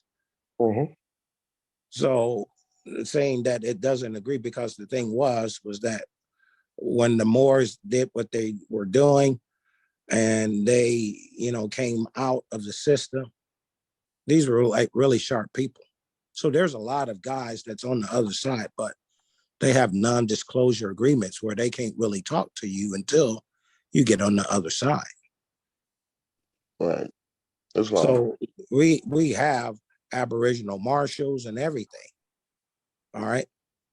We have, like, the license plates have been there sitting for years. The plates for the Moors and everything else. But as things progress, and as the United States, as these bonds start collapsing, things got really tight. Because it's not only about their survival, because Great Britain has already told them, you're still British citizens. See, these people still belong to Europe over there. And a lot of them been going back since the early 2000s. So it's been a thing where they've been told to have said, we're helping the indigenous people to get their government up. So all of this stuff has just been waiting really on us to start making the move. So the people in your territory in Georgia, you have Brother Khufu there. He's working under under Washita, because he under Yamasee and everything, and with some of the Nawapi and Moors. I'm familiar. So all of those people in that territory, all of the Moors, even the Temple Moors, everybody needs to be on one accord. One accord with one voice. Not, well, we're doing this and we're doing that. So when there's unity, all right, when there's unity in that whole state, so when you start putting the states together, everybody, you have to go around to every organization that's in that territory, so that the Moors are all on one accord, and start getting what? The temples were supposed to be our consulates, where we were supposed to, people will come in, learning civics, getting nationalized, opening up their businesses, being unincorporated on the one side, taking part in political affairs. Okay. See, this is one of the things that a lot of the Moors don't do. So that bishop runs that territory. So if you're not corresponding with the bishop and that church, they're not going to recognize you. Islam, brother. So we need to start going. If we don't go sitting at the courts, start sitting at at the meetings in City Hall. Even if the people, if you don't say anything, but start letting them be known that our presence is known, that we are what? We are awake and we are participating in government. Even if nobody ever, when they have the city hall and people go up to the mic, but if we start bringing in the people, bringing in those Moors and just sitting in the back and letting them see, oh, those Moors are there. Islam. Okay. So we need to Yeah. strategize because they have a think tank and they work 24/7. That's correct. And we also have our think tank, and we also over here working 24/7, and we got the answers to the test to not only effectively but competently deal with the colonists. I appreciate your point of interest, good brother. Kind of, in the spirit of interest, in the interest of time, I want to kind of like shorten it up a little bit. You were going for quite some time, and you said a lot of information that I wanted to touch on. However, I don't want to open up another discussion to get us away from Uti Possidetis jurisdiction. The things that we're doing here as it relates to international law and statehood is night and day from anything. And I want to make that clear for everyone on the line. The things that we're doing here as it relates to international law and statehood is night and day in comparison to any and all old processes or other processes, regardless on who it came from. This is a whole nother paradigm, to the point where I got a resounding no when I asked, has anyone ever heard the term Uti Possidetis Juris in the older paradigm? He's so cute. Could you please mute your mic? I know he's cute. I could tell. I could see it. Could you please mute your mic, though? I would appreciate that. Islam. And so I don't want to stay too long off the subject matter, but all your points have been taken in, duly noted, and we will allow me to finish this this session dealing with Uti Possidetis Juris, and I will open up the floor for discussion so that we can bring any and all points to the table so we can discuss it. Fair enough, everyone? Islam. Islam. All right. Okay, so I'll continue. So the modern doctrine of Uti Possidetis Juris is best understood by looking to its historic emergence nearly 2 centuries ago. We just went over that, right? As it was dealing with Latin America, Portugal, Spain, Brazil, etc. At the time, the various new countries of Latin America were engaged in a series of boundary disputes following the withdrawal of Spain and Portugal. The colonial powers that had previously claimed territorial sovereignty of all territory south of the United States and Canada, and the emergence of a number of entirely new states, lowercase states, a lot of so-called corporate states, right? Like Argentina is not the name of that territory. It's actually Patagonia, for example. So Patagonia would be the uppercase states, right? The de jure state. Argentina is the corporate fiction, exercising extraterritoriality. That's why it's a fiction. It's like fake. It's like the artificial grass over on top of the real grass. The artificial is the fiction, or artificial grass is the fiction, and the organic soil is the de jure. This is what they've been doing. That's why this is now called America instead of Morocco, right? America is the artificial grass. Morocco is the organic soil, the de jure soil. Make sense?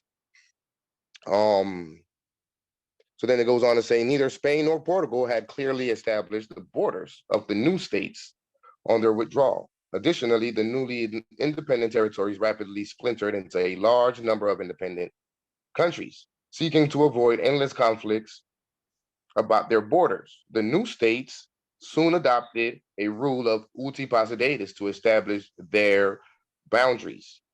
At the time, 2 different versions of Uti Possidetis vied for supremacy.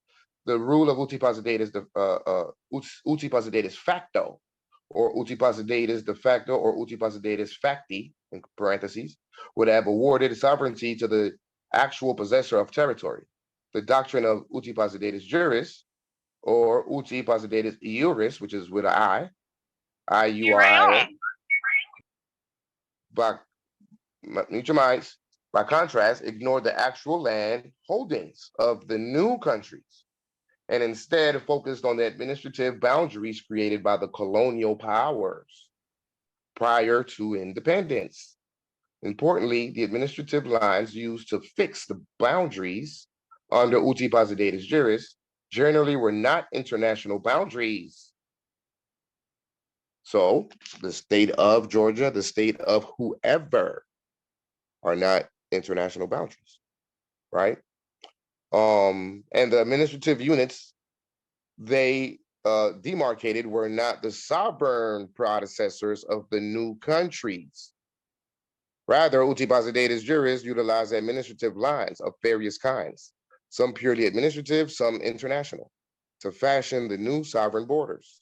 Succession to the legal personality of the colonial entity was thus not a requirement of the application of Uti Possidetis Juris.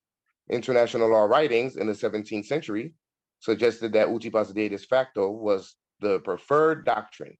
For instance, in 1612, Alberico Gentili explained that international law held that territories remain the power of the state who holds them at the time when peace is made, unless it has been otherwise provided by a treaty.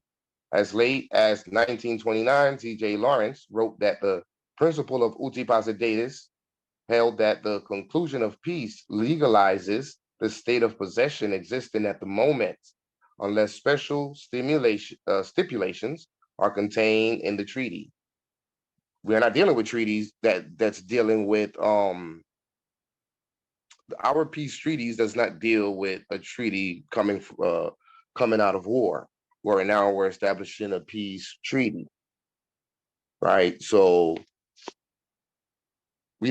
that's not our issue per se. However, Uti Possidetis Juris still applies as a customary norm of international law as it relates to taking back the sovereignty of your territory from the hand, taking it back from the hands of European or colonial conquest or power, exercising extraterritoriality upon your land, which is why Joe Biden is patiently waiting on the Moors to make a proper claim to have him sign Public Law 856 to relinquish their extraterritoriality in each of our respective territories, as long as we have 3 branches of government established in those territories. But in time, Uti Possidetis Juris, I'm sorry, did I already read that? But in time, Uti Possidetis Juris and not Uti Possidetis facto became the dominant doctrine for determining post-colonial borders. After being adopted in numerous agreements establishing borders in Latin America, the principles adopted in Africa in the Organization of African Unity's Resolution on Border Disputes among African states. The International Court of Justice subsequently applied the doctrine of Uti Possidetis Juris in several cases, but its definitive pronouncement on the subject was in the Burkina Faso versus Mali case. In that case, the court had to draw the border between Burkina Faso and Mali, both of which emerged from a single French colony called French West Africa. So that emergence is no different than, so North Carolina could be Burkina Faso, South Carolina could be Mali.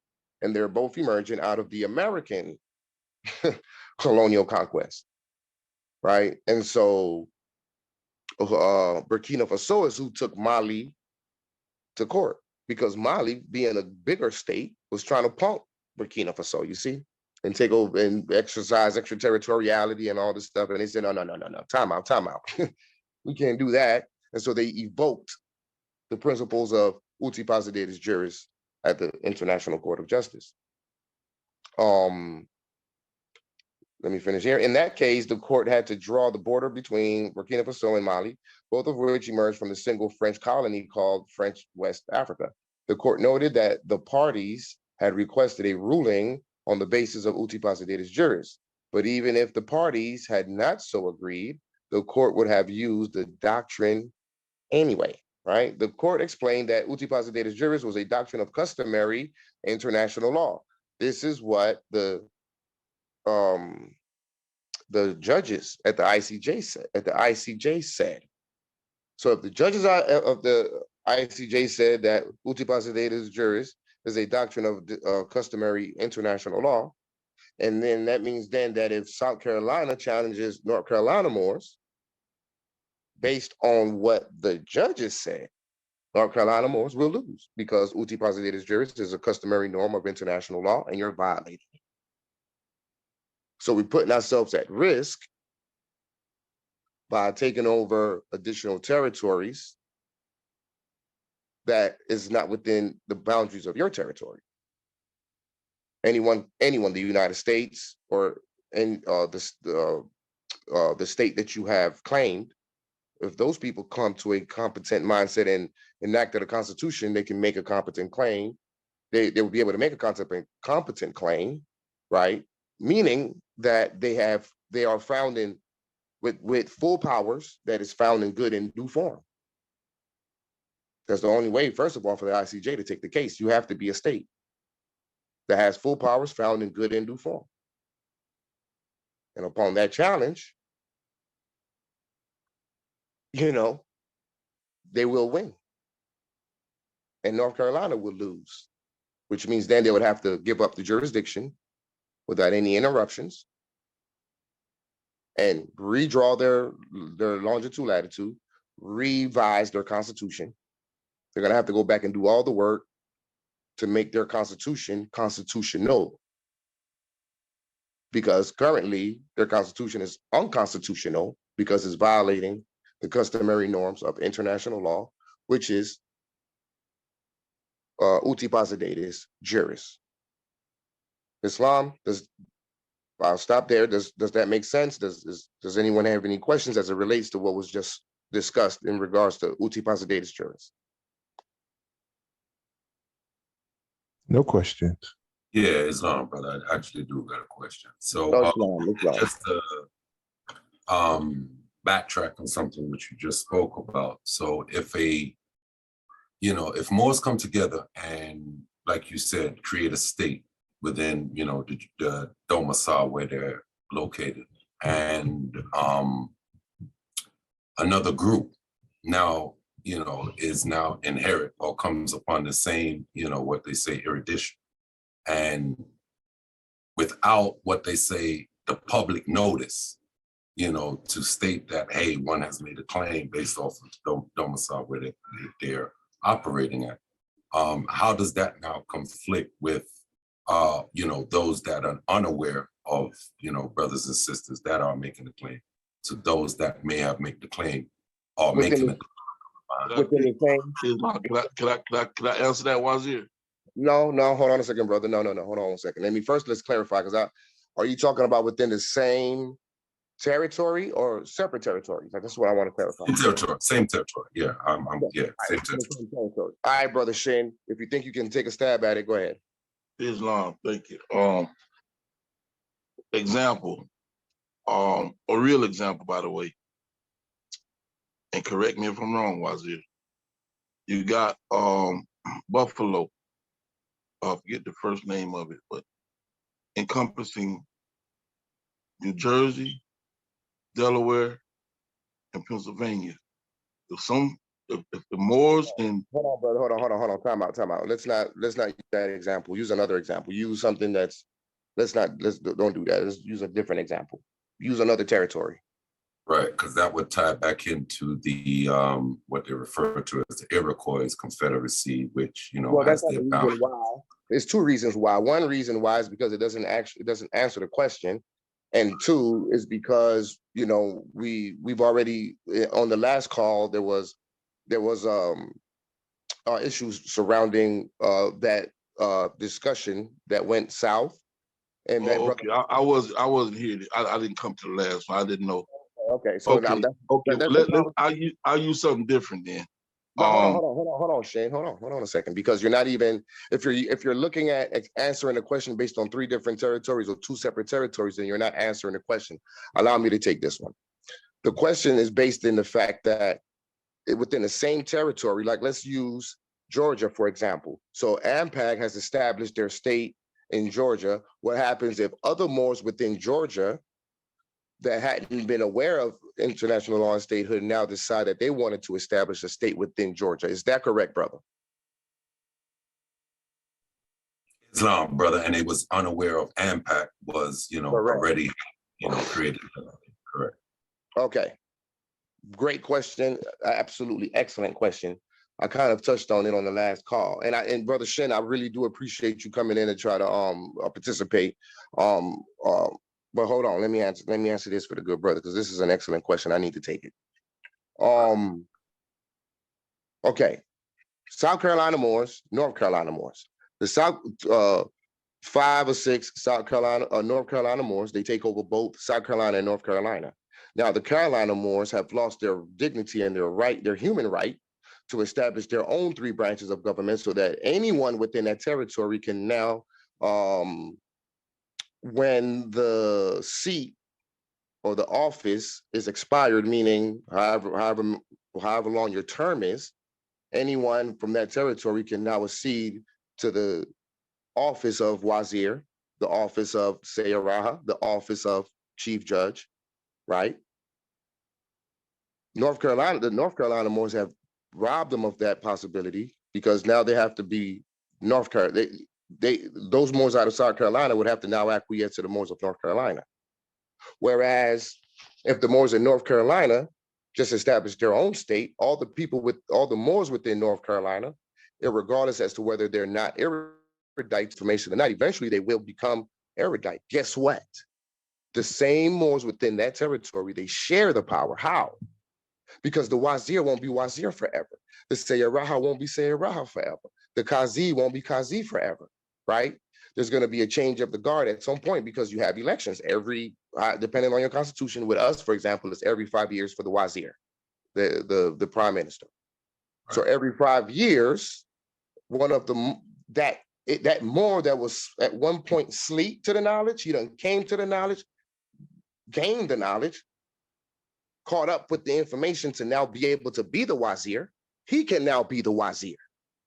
So everybody get to share that power within their own territories. So it's not robbing them, it's the state. And plus, not only that, when they come to the knowledge, they can now choose between the entire submissions of the laws of the empire and consent to a Moroccan government without even having to establish it themselves. They might not even want to be in government. They might just want to be nationalized and fall under the protection of their own state. Well, the state is now available because these Moors established it. But if you don't want to be if you decide that you want to be a Wazir or whatever office, you also have the opportunity to do so. It's there for you. The lane is open now. Does that make sense? Did I answer your question? Yeah, I mean, kind of. It almost, when you went into the North and South, it almost went into, how you was clearing, answering that, brother. But I do. Well, I use that as an example to show the difference in one is the South Carolina Moors don't have that opportunity, whereas if it's within the same territory, all the Moors within that territory have the same opportunity. That's the reason why I use the North-South. When you say don't have that opportunity, so who would now adjudicate between that matter, or would it almost end up like we're looking at the case law where, what is that, Burkina Faso and Mali, now brought that case to now create a demarcation line off of who and what, depending on their domicile. Would that now arise out of that if a agreement cannot agree between the bodies that establish the state and those that disagree with those that are trying to establish their state within the same dominion? No, because that wouldn't be a frontier dispute. There wouldn't be a borderline dispute. So therefore, Uti Possidetis Juris wouldn't necessarily apply. If they have a concern with the way the government is operating the government, right? Then you use the Constitution against your government officials. I got you. So what you're saying is pretty much the legislation now is just going to really, speak for itself, and and then, like you said, elections and you being a part of it will now change the force in the actions of, That's why you don't have a monarchy and you have like what you would say, a republic form of government, where the government officials are tripping, and so you can remove them, or you can be the next president or the vice president or prime minister, to take over and do things the way you think it should go. I got you. It wouldn't be a frontier dispute. So it would be almost like either an impeachment, or you will put that in your legislation, and you will put either like a snap election based off of, you know, breach of oath of office, etc. The people can petition the Dalil Aziz, the legislative branch, to impeach the president. And it's got and then now the Dalil Aziz, or the legislators, they would have to do things in the strict sense of the law, which is called due process of law. So they would have to do mediation, arbitration. You'd have investigation to determine if he is violating the principles of his office. This is why the people got to know their constitution. That's the reason why the American citizens are lost at sea, because they never paid. They didn't keep tabs on the Constitution, and it went from the United States of to the United States for. So the Constitution is a sacred document that you can utilize to hold your government officials accountable if they are, going against the Constitution. I got you. So it's just really dealing with the enumeration of antiquity, ancient law, and present law, to making sure the checks and balances are, what it needs. That's what three branches of government represent: the antiquity and the ancient ways of our ancestors, in it of itself, good brother. No, brother. Which that's where they get it all from. That's why the prophet said, study the Europeans so that you learn how to run government. They learned the three branches. They learned about due process of law. They learned about all this stuff through our ancestors. We're the ones who, you saw the Flintstones, right? The Neanderthals who would get home from work, and then they'll put on their fez with the little horn sticking out and go to the lab to learn how to, be civilized and run governments. We taught them all this stuff. Honeymooners, aka honeymooners. That was one of my favorites. Yes. I got you. Islam. I'm glad I was able to answer your question. Anyone else got any other questions or comments?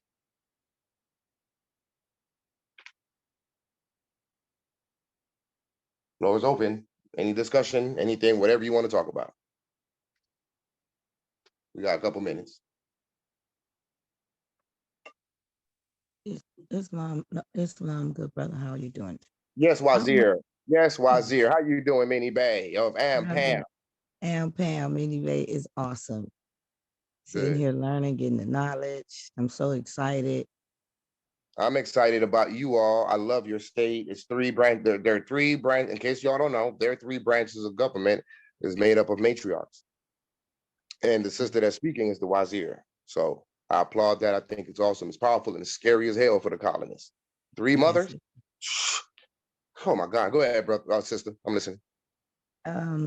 We're in the process in our territory doing our diplomat immunity. So what my question is it best to use keep your government name, or when you're like, for instance, I'm Wazir as me Amor Bay. Now, if I'm doing my diplomat immunity, am I putting me Amor Bay X Real Mini, Bell Price, which is my government given name? So my thing is, how do we address that, like when you're doing that process? Okay, great question. So let me ask you this. What is so you've got Minnie Bay, and then you've got, what's the other name you mentioned? My Wazir statehood name is Mia Moore Bay. Oh, Mia Moore Bay, my love Bay. Yes, my love Bay. That's awesome. My love Bay. Okay. So Minnie Bay was did Minnie Bay under and here we go. This is the old paradigm I'm talking about, Morris. Did Minnie Bay undertake what they call did you authenticate your birth certificate, went to the courthouse, got your name recognized by the courts, and then went to the DMV and got your name put on the driver's license, and now it's in all caps? Did you go through that process? Minnie Bay didn't do all that.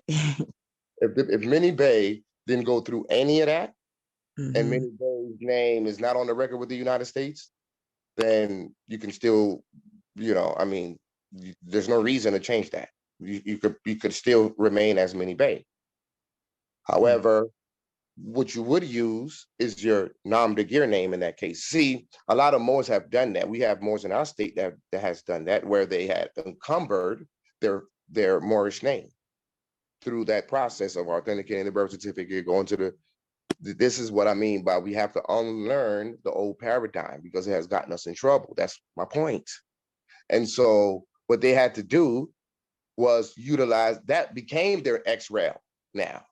All they did was they just replaced one X-rail, or I'm sorry, one nom de guerre for the other. So at first it was Tyrone Johnson, and then you went to the courts and you had Tyrone Bay recognized by the courts, and then which allows you to go to the DMV. I was taught these processes. I was charged $1,200 that I didn't pay because I was like, I'm like, if I'm sovereign, why am I going to them, right? So they went. I was trying. No, my question was like, we're doing our diplomatic immunity, and my YZL name is Mia Moore Bay. My YZL name is my YZL appellation is Minnie Moore Bay. Yes. Now, however, my birth certificate is Minnie Bell Price. So, I have that name in their system, Minnie Bell Price. Correct. So when I'm doing diplomat immunity in my statehood, is it best for the office, everyone that's in office use their name and just add the Bay, keep their given name at the Bay, and if we have to have any issues in their tribunals and it's under that birth certificate name, and how do you use your diplomatic immunity if your diplomatic immunity is under your appellation of your free name? Okay, that's what I was trying to answer. I was going down that path. Okay, so let me back you up a little bit. You're not doing currently in the phase that you're in. You're not doing your diplomatic immunities. What you're doing is transferring your property, right? That's currently lost at sea with the United States into your national trust. Absolutely. Okay. Transfer all your stuff into so you have to set up the national trust first. What she's describing, people, is the phase of integrity of domains. We've been through this. It's a lot of work, but it's not hard. Yes, it is. It's not hard though, and you got a lot of help from Nova. So what you're doing is you're establishing your national trust, and then you're bringing your property into the national trust for its protection. Part of your property is the birth certificate name, right? The nom de guerre, the strawman name, is really the former Moroccan subject name. We have a judicial order that you'll be receiving really soon and sent to the colonists dealing with that particular name, right? The former Moroccan subject name, which is Minnie Price. What was the last name?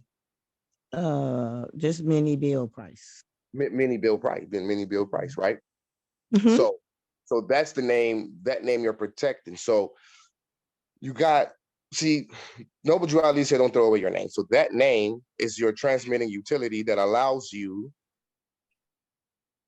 commerce within the United States. Why? Because your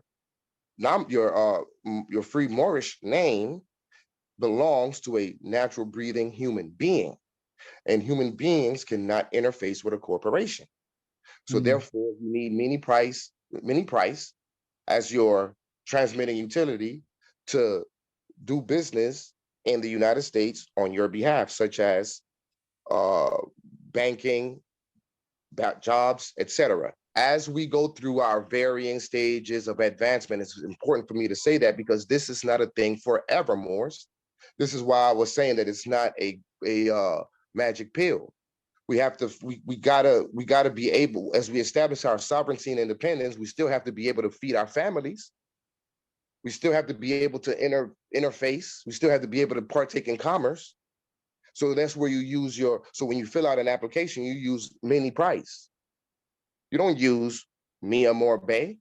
Yeah, I'm entrepreneur. I don't fill out applications. I'm not saying you, I'm speaking when I'm speaking to you, I'm talking to everyone, right? Anyone that it applies to. That's right. right.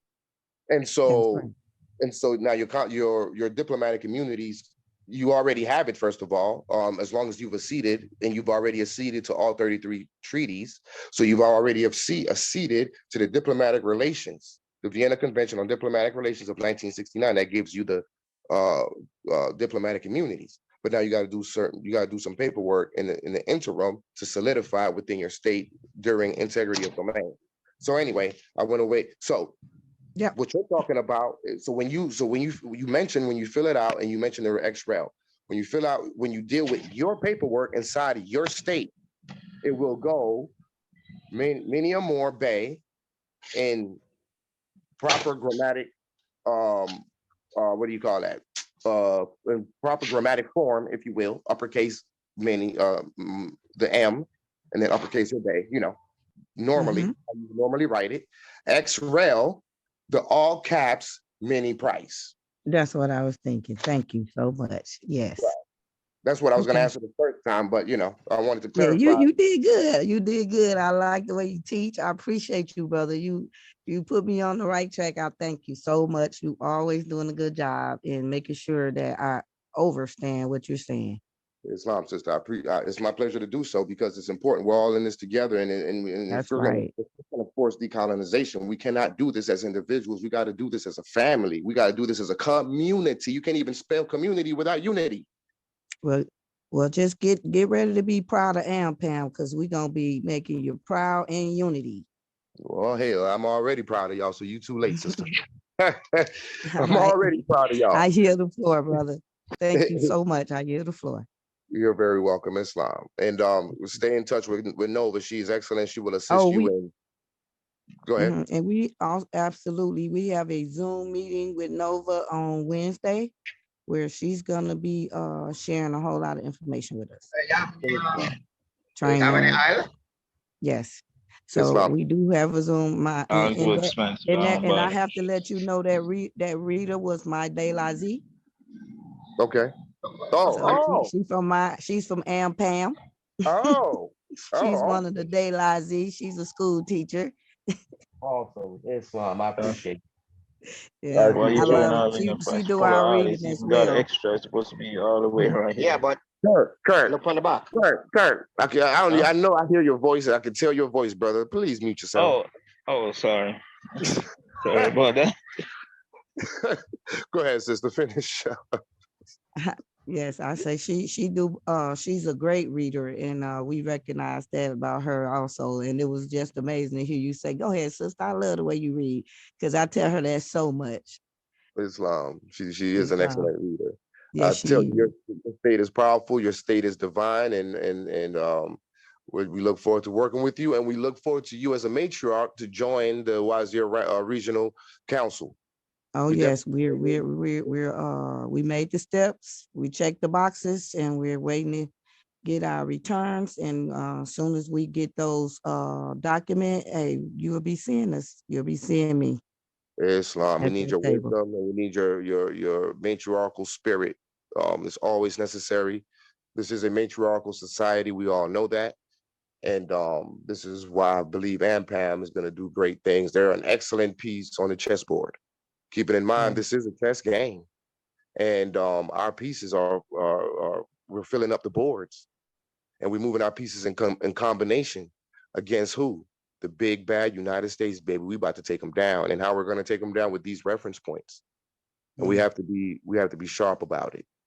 And we have to be as perfect as we can be. We have to maintain a certain standard of excellence and not allow any loopholes for them to exploit. Because if we do, they will. Oh, they will. They don't want to give up this power. Go ahead, sister. What were you saying? Oh, that was a mistake. I mute my mic. Oh, okay, no problem. But I yield the floor. Islam. Thank you, Minnie Bay. My bad. Mia Moore Bay. My love Bay. All right. Anyone else got any comments, questions? Did anyone have a backup question to what we were discussing with Sister Mia Moore Bay? So that's part of your integrity of domains, setting up your national trust, The first step, though, is to accede to all the treaties. We'll be discussing that further on the next call. You'll be acceding to all the treaties so that now you can invoke those treaties against the colonists or whoever whenever you have a dispute. And you got to take them to the ICJ if your consular court doesn't prevail. Keep in mind, Moors, we've been harping on ICJ, and I don't want to misguide you all about the ICJ. Yes, the ICJ is would be the final destination, but before they even get to the ICJ, they got to deal with our consular court. We only bring in the ICJ if consular court don't prevail, based on mediation, arbitration, and then adjudication. Adjudication is when consular court comes in and adjudicate the case against between an American citizen and a Moroccan national. And or not necessarily with the national, with the state itself, right? So let's use the state as an example. That's a better example. If they continue to violate our treaty rights and our state rights, despite our attempts of arbitration, mediation, and adjudication, meaning that consular court has already gotten involved, they basically told consular court to kick rocks, and I ain't listening to your Moroccan law. That's when now you petition the United Nations and the ICJ to come in for a final judgment. Let's say they tell the ICJ to kick rocks. Let's say they that belligerent, which they're not. There's reference points to show and prove that they're not. They pay up once the ICJ adjudicate them, find them guilty of something. They always pay up. They paid Iran not too long ago. But let's say because we're Moors and we're special, they want to take us. They don't want to listen to the ICJ. They want to take us to the max. Well, then the final step is the ICC, International Criminal Court, and the International Criminal Court adjudicate cases against heads of state in their professional and their private capacity. Meaning, it wouldn't be the United States at the ICJ. It would be Joe Biden at the criminal court, ICC. So before he get there, he might want to listen to what the ICJ said and acquiesce to the demands of the ICJ, which is the demands of the Moroccan states. But our consular court comes first. And once the ICJ has made that judgment, thereafter that, our consular court will continue to prevail. They will now be locked into it. This is where we find ourselves in the stage of economic liberty without any inequality, because they have relinquished the jurisdiction. They have acquiesced to Moroccan law, which means then now they're going to start making their quarterly, monthly, annually, whatever taxes, which is many of them, according to the Act of Algeciras. But that's not the end all be all, because yeah, we're 2-3 comma rich. We're trust fund babies. This is our vast estate. We're multi billionaires times over. You couldn't spend it, but that's not the goal, Morris. Let's think as if we already got it, right? So you done got bored with it because you got it now. So what now? Oh, the fun just begun, because you got to govern 300 million people in Morocco, northwest of Mexico, which was formerly known as the United States of America. We got to govern all these people, and we have to oversee the operations in Morocco. We have to institute reforms in Morocco. We got work to do in Morocco. We have to uplift fallen humanity in Morocco. So don't think it's about taxes and getting rich. Oh man, we got a lot of responsibility that comes behind getting rich like that, which it's ours. It's not getting rich, it's already ours. It's what's owed to us. That's what it is. It ain't getting rich, it's what's owed to us. We are the wealthy people of the land. Everybody knows that. That's why they go in so hard on us to keep us from rising up, including using our own. And our own, they actually give into it.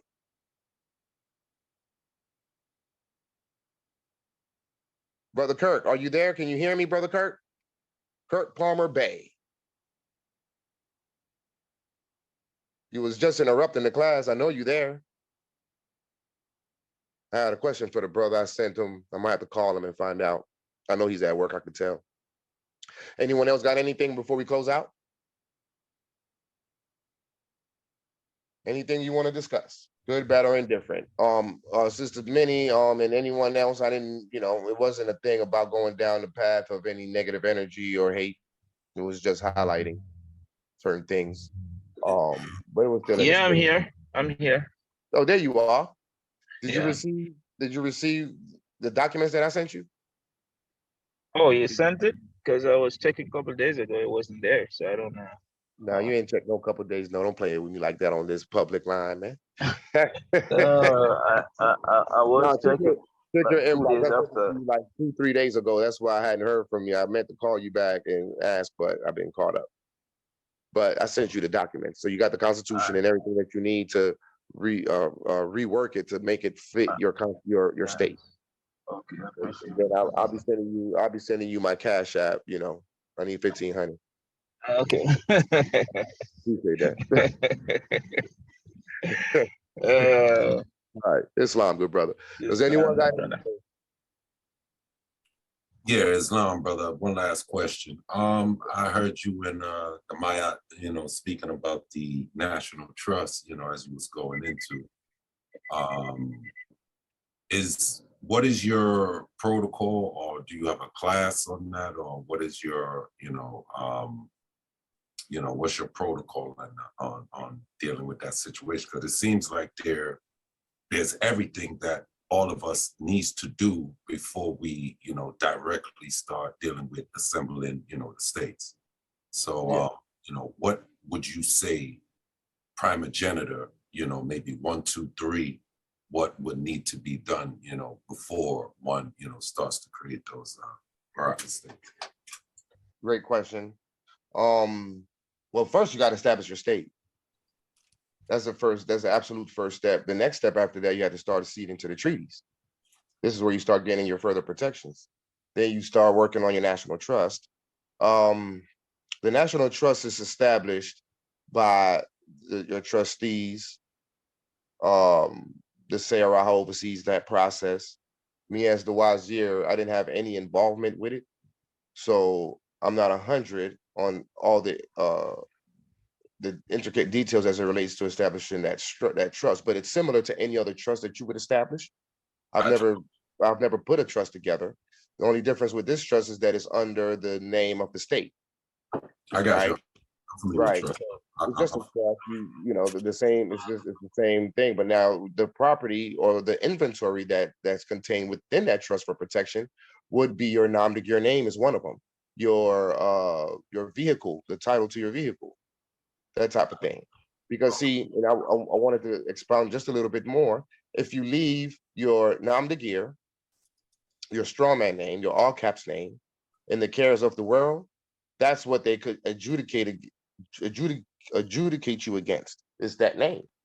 Not the person, not the human, not the body. Right. We all know that they go after that name. So you got to bring that the same way you brought yourself out of the cares of the world. You also got to bring the Nam de Gear name out of it. And then now it becomes under your control, where now you use it to your benefit and not the United States using it to their benefit. And then at some point down the line, we'll be able to access the sensitive view trust and all that other stuff. It all comes down the line. Step by step, you got to take things. That's why statehood Moors, anyone who's interested in establishing their states, the main key factor, character trait to be able to establish a state, at least as it relates to what we're doing and what our challenges are, as it relates to our opponent, which is the United States International Organization. The key characteristic is patience. Patience. It's not a overnight thing.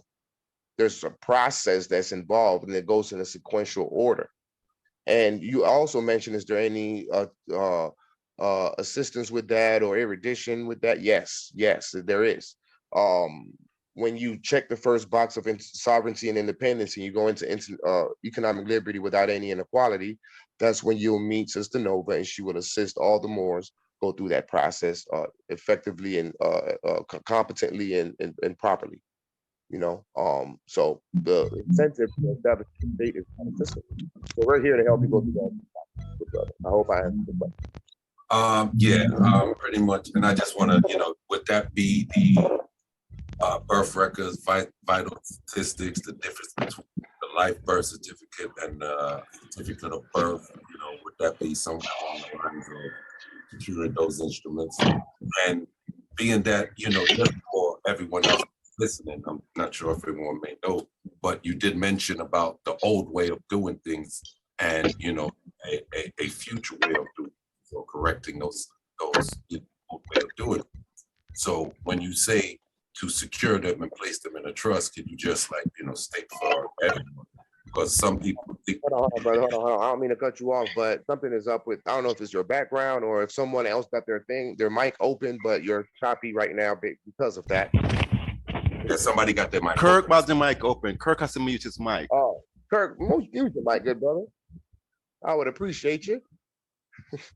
Go ahead, good brother. Finish up. Yeah, brother. So like you was just stating earlier about doing processes, what you clarified as the American citizen way compared to how we do the Moroccan Moorish way. So I would say that, when you're saying that process, just for clarifying, for all that are new to, this platform, when you say to secure those instruments and secure them in your trust, because most people think that's something for taking and recording back on a court record, which, we all strive to hear that you're putting yourself back into that system that way. So, but it's all depends on, how one is trying to, like you said, access some invisible account or some account that, you're not even competent in the trusteeship or, how to do that. But, if you could just speak on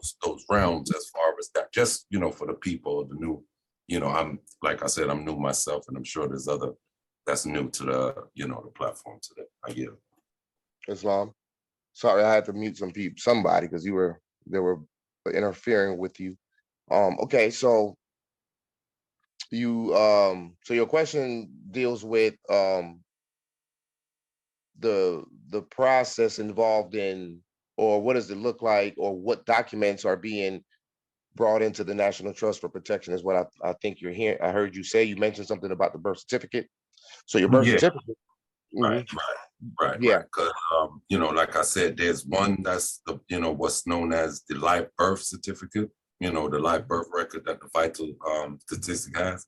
And then they send it on to the state, to which they create the certificate of birth. So it's actually two instruments, but, one is unhypothecated, the next one is all caps. So I'm just, wanted to know if that's familiar with, the process that you guys securing those instruments.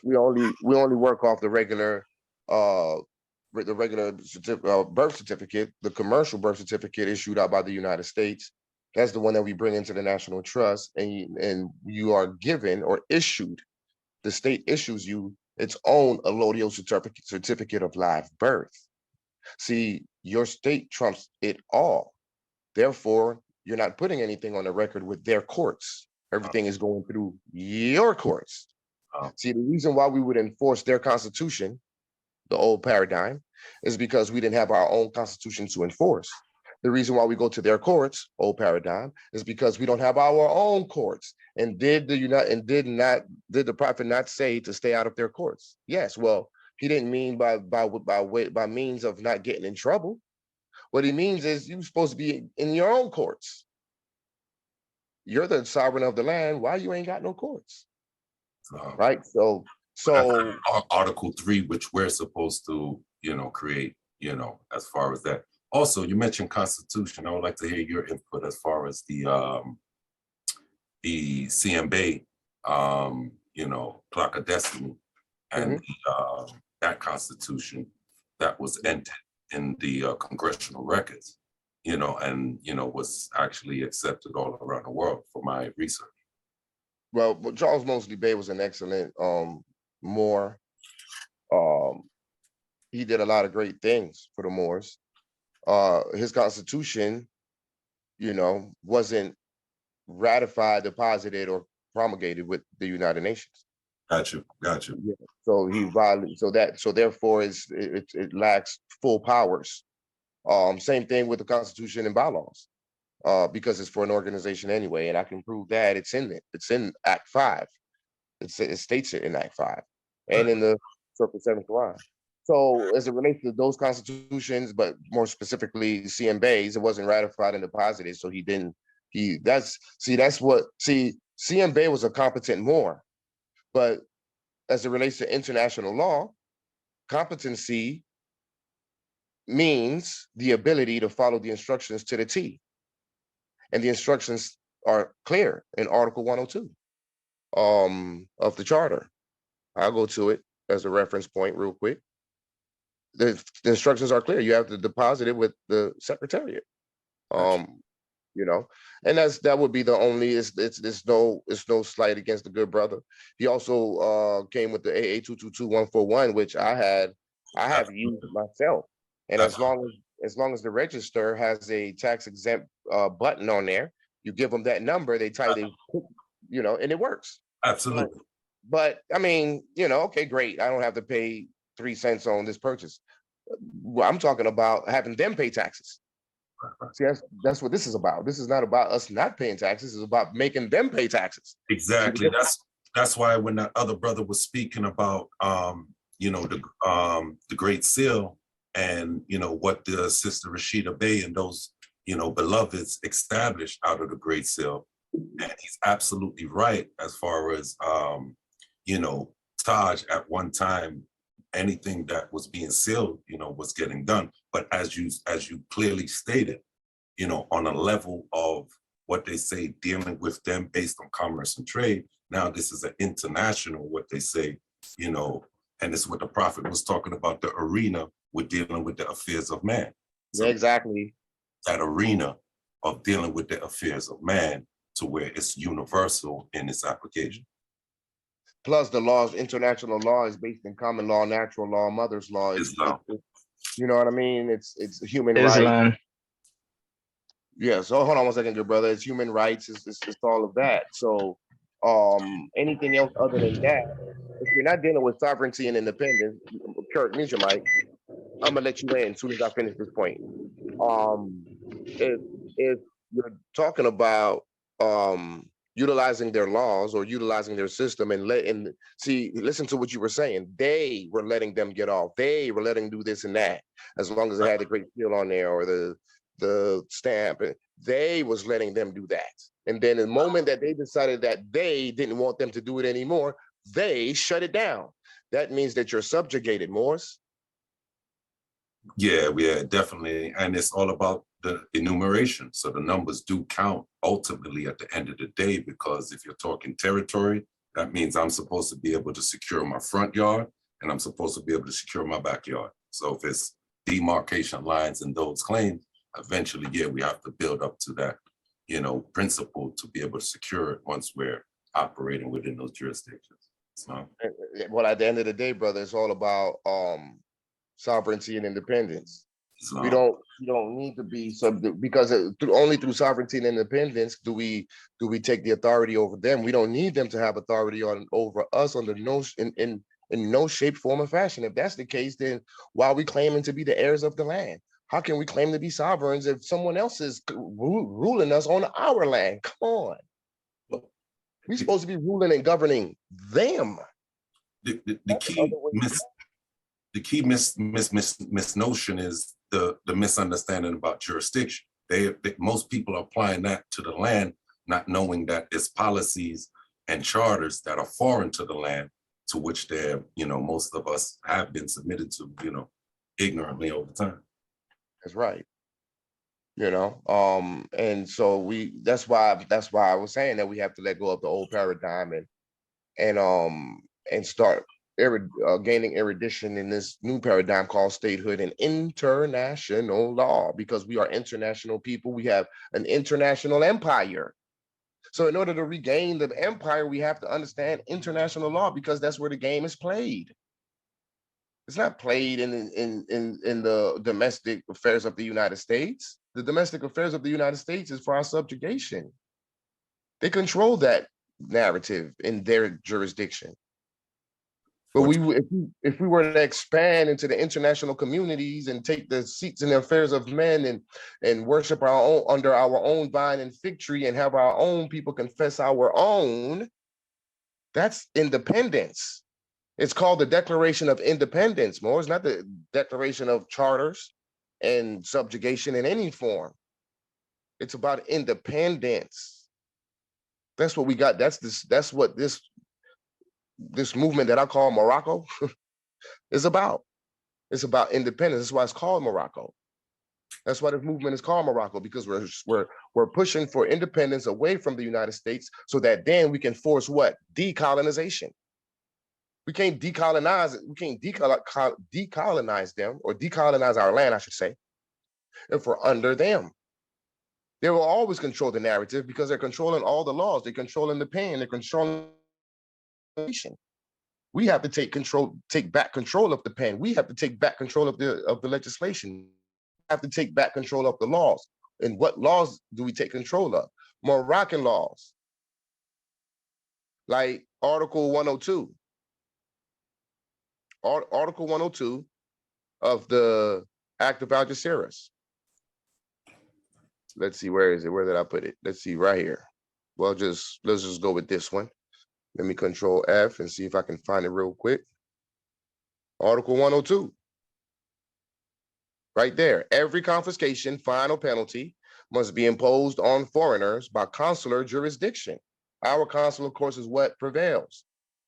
And on Moorish subjects. So if you're subjugated to the United States, anything that you're doing under the authority of the United States, that makes you a Moorish subject. So if you're a Moorish subject, then even you fall under the Sharifian authority jurisdiction. Every confiscation, fine, or penalty must be imposed on foreigners by consular jurisdiction and on Moorish subjects by Sharifian jurisdiction. So if you're not able to prove your protection from another state, a Moroccan state in this case, then that means that within the United States you would be a Moorish subject. It's not, I've had Moors get offended with me about that, but I'm like, bro, that's not my idea. I'm just telling you how the law is working here against us. And if you don't like that, then here's the answer to the problem. We've identified the problem. You're a Moroccan or Moorish subject. You don't like that. Okay, good. Neither did I. What's the solution? You got to establish a state and come under that protection, under that jurisdiction. Now you're a Moroccan national. That's how you transition. That's how you become nationalized. You don't nationalize through a website or a temple or a organization, an association of any kind. There's nowhere else on planet Earth that other nationals do that. Chinese national can show you their state ID from China and their birth certificate and their passports, all this stuff that's been issued to them by China. Not a Chinese church or a Chinese whatever. It's the state issues it, Moors. Anything outside of that, we're dealing with subjugation. And that's the old paradigm, no matter how sweet it looked. I've known when coming up in this Moorish movement, I've met many Moors. I met Moors from Chicago that would brag about their own tags and their own everything. They move around like some sovereigns, like nothing ain't happened. Until the United States or the state of Illinois decides otherwise, though. So then that's not impressive. In hindsight, it was impressive then. That's why I was into the whole civics thing. The movement is divided into two factions. One is the Temple Moors, the other one is the Civic Moors. I was a Civic Moor. I wanted to drive around with my own tags and my own everything.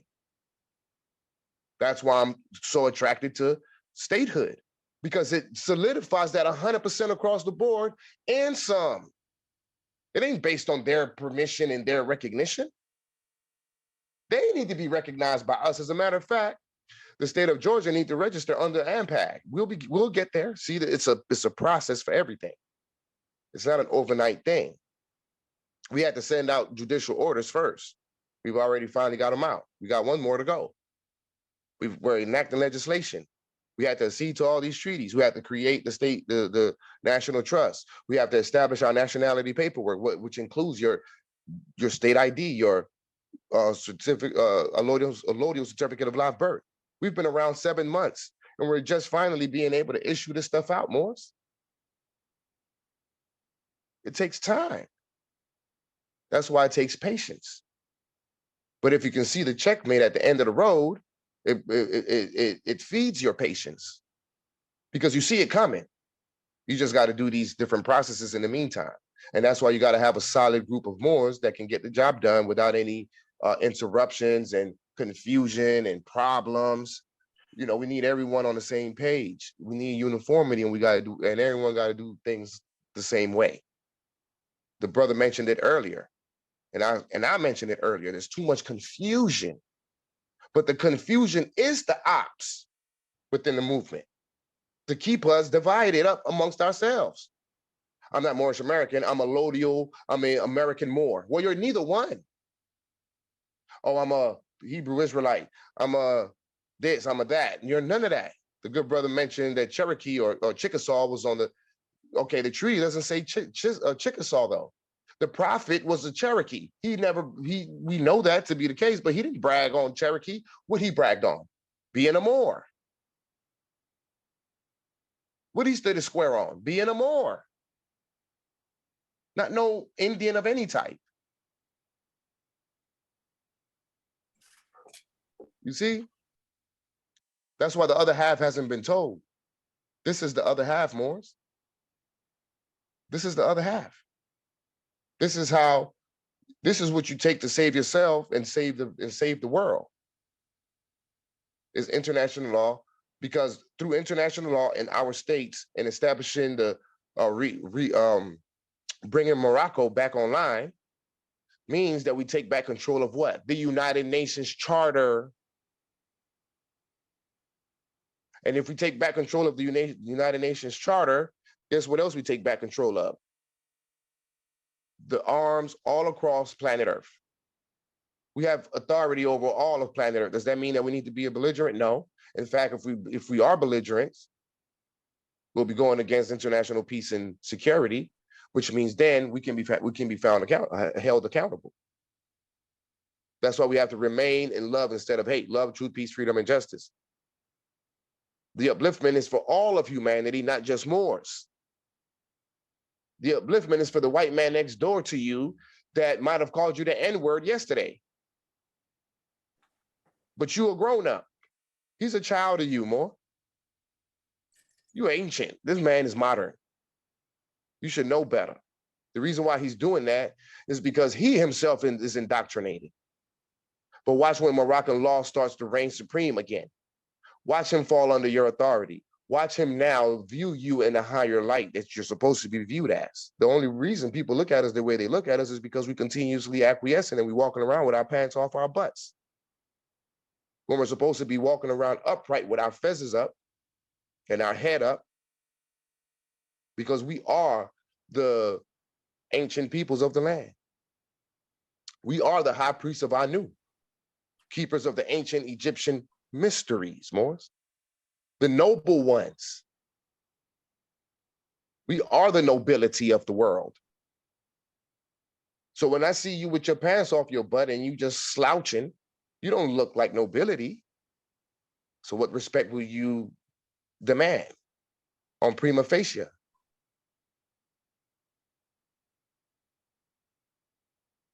That guy next door to you, Billy Bob Thornton with the red truck, he'll fall in line. You can best believe that. He already paying taxes anyway. He'll continue paying taxes and he will respect you because he already do. They already do. They want to be you. They just don't want the experience, but they're going to want the experience once we come back from the ICJ. I yield the floor. Anyone else? Islam brother, while we wait for her, may I ask a quick question? Yes. While we're in the process of complete restoration, what about those who are in their good intent, you know, in trying to uplift fallen humanity, has ended up political prisoner? What method you foresee us utilizing in extracting them from these POW? Well, question for you to answer that question is, what's his status at the time that he fell under? And yes, that's a good rebuttal question. They were actually subject, and this is as to what I said. They were doing what they did in their very good intent, not having a eruditional level as to what we are now conveying towards each other. Well, I mean, if they're more subjects, then there's not really, it depends on what, okay, that's a good question, because it depends on the level, it depends on the progress whatever progress that we're at, that your state is. What is the progress of your state at the time? So if a more subject is in our jurisdiction, they do fall under our authority, right? But it depends on the progress, like let's say today, right now. If that happened to a Moor, there's not really much we can do. We're not ready to deal with a Moorish subject and his issues with the United States at this very moment. We will soon, right? If we're dealing with economic liberty without any inequality, which means they have already relinquished the jurisdiction, then we have all the authority to do whatever we need, what we want to do. Obviously, it will be based in the proper investigation to identify if he's actually guilty or not. So all this stuff about trumped up charges and fake charges and all this crap that they try to pull on our people, that goes away. But if you're guilty of something, then you're guilty of it. So if you were found guilty based on the proper evidence that you burned down somebody's house, brother, you got to go. The grass ain't green over here. Moroccan law is strict. But it's based in common law, though, not color of law. So it's easy to follow because it simply says don't trespass against anyone, and no one can trespass against you. If you can do that and live in harmony with everybody, everybody's all good. Ain't no problem with that. But but all these statutes and codes and color of law, all these little tricks. Yeah, nah, we putting an end to that. I hope I answered your question with that, good brother. Sister, are you there? Am I clear? As of now, go ahead and ask your question. Hopefully it remains clear. Okay. Islam. My question was about the state trust and turning in the birth certificate and the other instruments to the state government, so we can get new birth certificates, allodial birth certificates, and that nature. My birth certificate is in my trust. I'm operating out of trust already. Okay. And I've laid claim to that birth certificate. Okay, excellent. Then you just transfer your trust into the national trust. Okay, so I'm going to be taking it out of the county courts. Correct. And putting it into your state. Gotcha. Okay, that's the answer I'm looking for. Thank you. Islam. Brother Nasik, did I answer your question, or did you want to elaborate further, or anyone else? Your brother, you answered effectively. Islam, good brother. I know Sister Jenna, I'm not sure if she's still on the line, but she had a few people that had some questions. She mentioned that she was going to bring on to the call today. If you guys are there and you got any questions, I'll do my best to answer. Brother Ross has been one of them, and most of them, if not all, are here with us. Most of them are just listening in because they find this information to be a bit in depth and new, especially the different words being introduced. So it's a more of a reciprocative status that they're in. But for sure, one of the things we discuss is when we dialogue amongst ourselves, that if there's more in-depth information that is required, we will see if we can get an audience with you, like we last did with just us off the forum of the Zoom call here, if that's okay with you. Sorry, I was answering on mute. Yes, that's fine with me. And brother. I've got that brother contact information. I got to text it to Sister Jenna out of New York. Yeah, I'm still here. Islam. I had stepped away, but I heard y'all. Apologies. No problem, sister. I was just saying that I'll be texting you the brother information out of New York, so you can share with Brother Nasik, so you can link with that body politic. Islam. And I want to offer some words of encouragement based on what you said, Brother Nasik. Yes, this information is new. However, this information is old to us as it relates to our DNA. It's encoded in us. It's already in us. Let's not overthink it. We got this. The only problem that we have is we have a certain understanding of an old set of understanding that's conflicting with this new understanding. It's like, damn. But it's okay. That battle that's happening within you, it will subside in due time as you continue studying. You'll start replacing the new with the old, right? But it's in you. You are the law. I, self-law, am master. You are the Moroccans. That means that you are Moroccan law. So it's just a matter of trusting yourself, Neo. You are the one, right? It's a matter of trusting yourself, Luke Skywalker. You are the one. You got to believe in yourself. You got to believe in your laws. You got to believe in the reference. See, here's the thing with the AMPAG study session and our discussions. Look at what I have on the screen. Reference points. Act of Algeciras, Treaty of Madrid, Treaty of Peace and Friendship, the Charter. I just went over, let's go back to it. I just went over Article, well, I didn't touch Article 1, I meant to touch Article 102, but I just went over Article 73. Let's Moors, you gotta you got it. You are the brilliancy in you, Moors. You built Abu property. These laws still exist, even though you have acquiesced. Do you see how powerful you are? Like right here, we just made the point clear earlier. Declaration regarding non-self-governing territories. Those non-self-governing territories are ours because we have acquiesced and we're not governing our territories.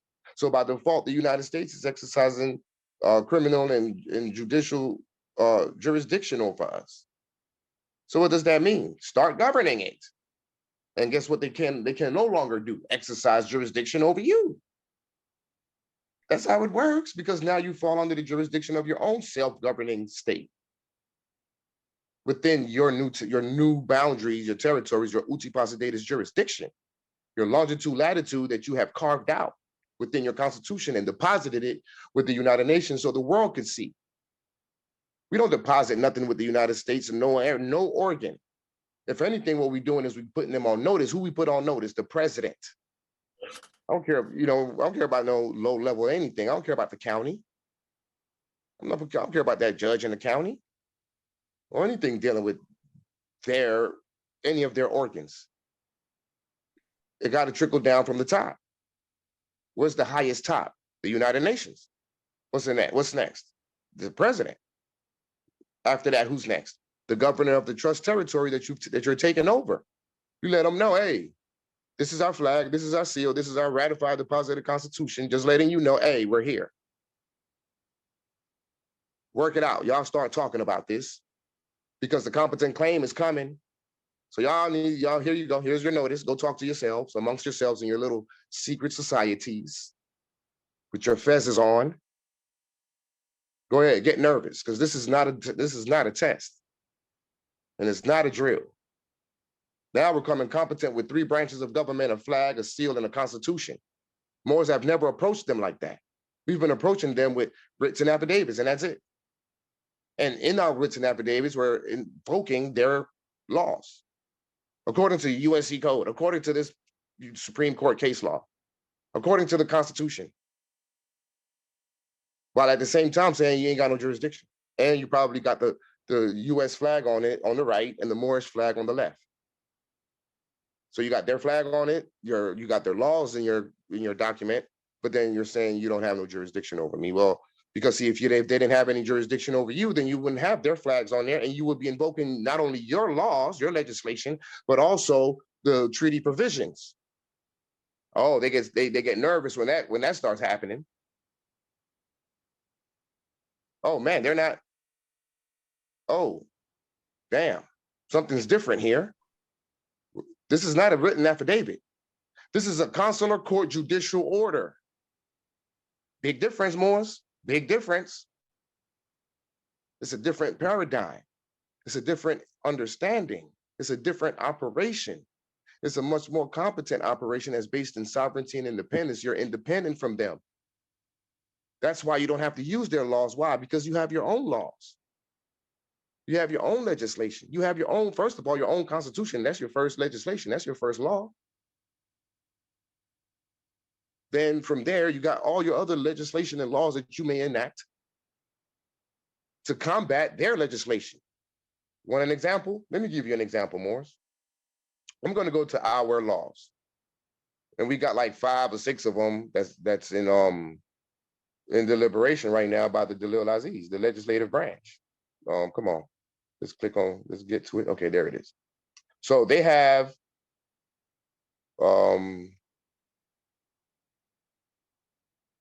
okay, right here, the first one by Sister Ashira Ma'at Tutembe. Right here. What is it called? No mandates imposed upon Moorish state nationals. What mandates is it referring to? Well, what mandates have they been trying to put on the people? Vaccine mandates. So we said no vaccine for us. How you like those apples, United States and the state of whoever?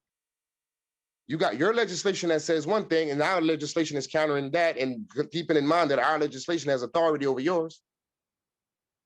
And we say we ain't taking no vaccine. Now, what you gonna do?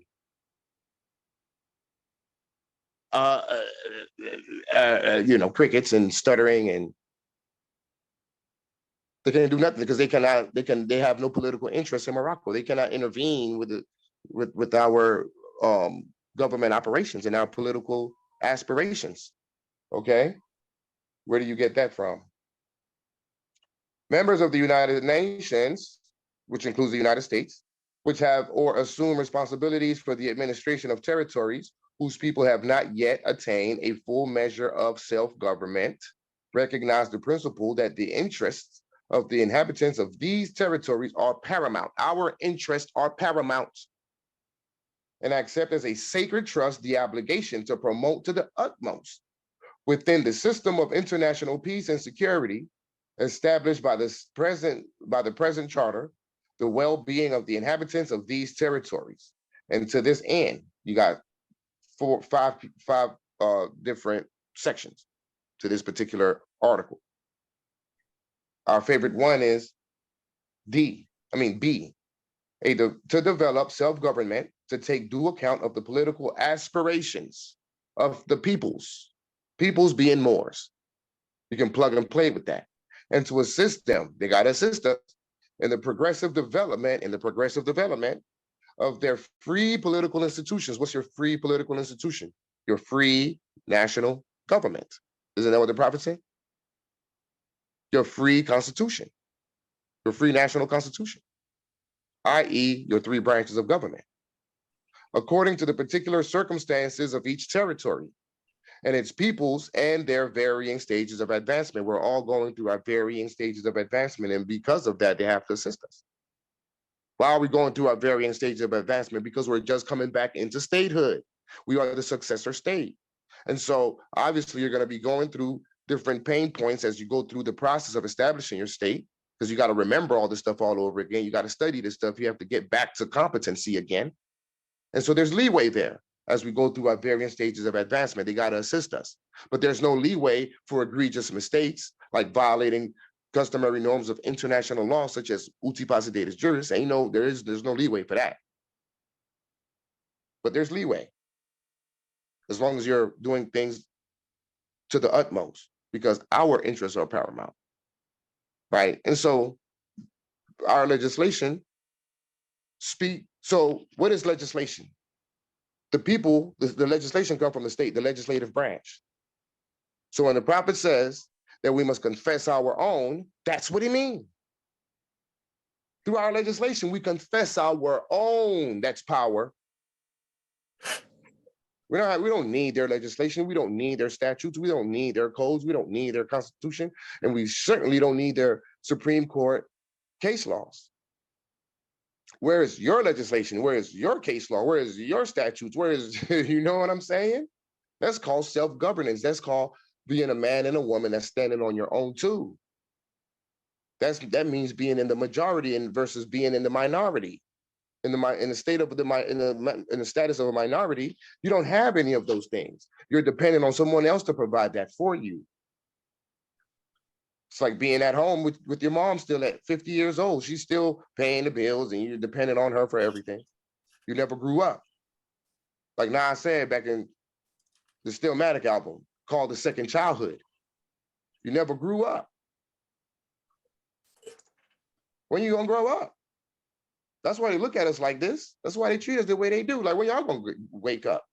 When y'all gonna grow up and start enacting your own laws? First your constitution and then your own laws and your own legislation and your own everything. And then come talk to us, come hold us accountable then. They're mocking us. Until then, sovereign citizen and whatever other derogatory term they want to apply to us, because they can. Because we don't have any powers to force them not to do so. This is the glaring difference between the old paradigm and the new paradigm. This is why we got to unlearn the old paradigm and start picking up on the new paradigm. It changes your vernacular. The old paradigm was an exercise.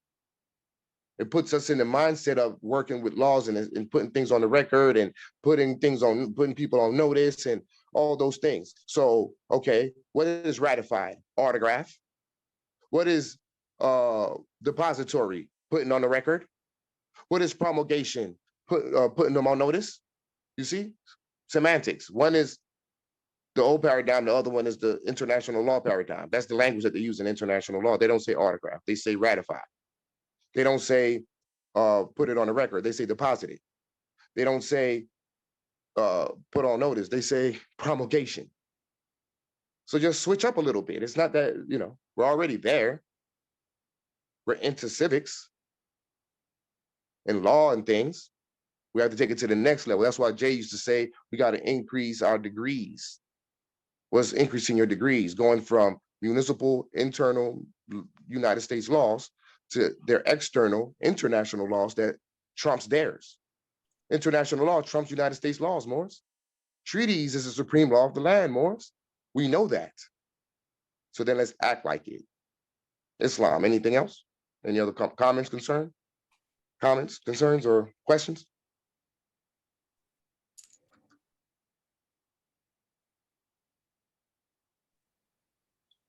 Islam. Kirk, I knew you was gonna say something. What's going on, good brother? Yeah. Yeah, when the brother was talking about the Zodiac, when he mentioned the Zodiac Constitution, really, that Constitution is the Constitution of the Moroccan Empire. That's what that, when CMB, remember, CMB didn't create it. All he did was translate it from Latin, Moorish Latin. Islam. So that's that goes with the empire.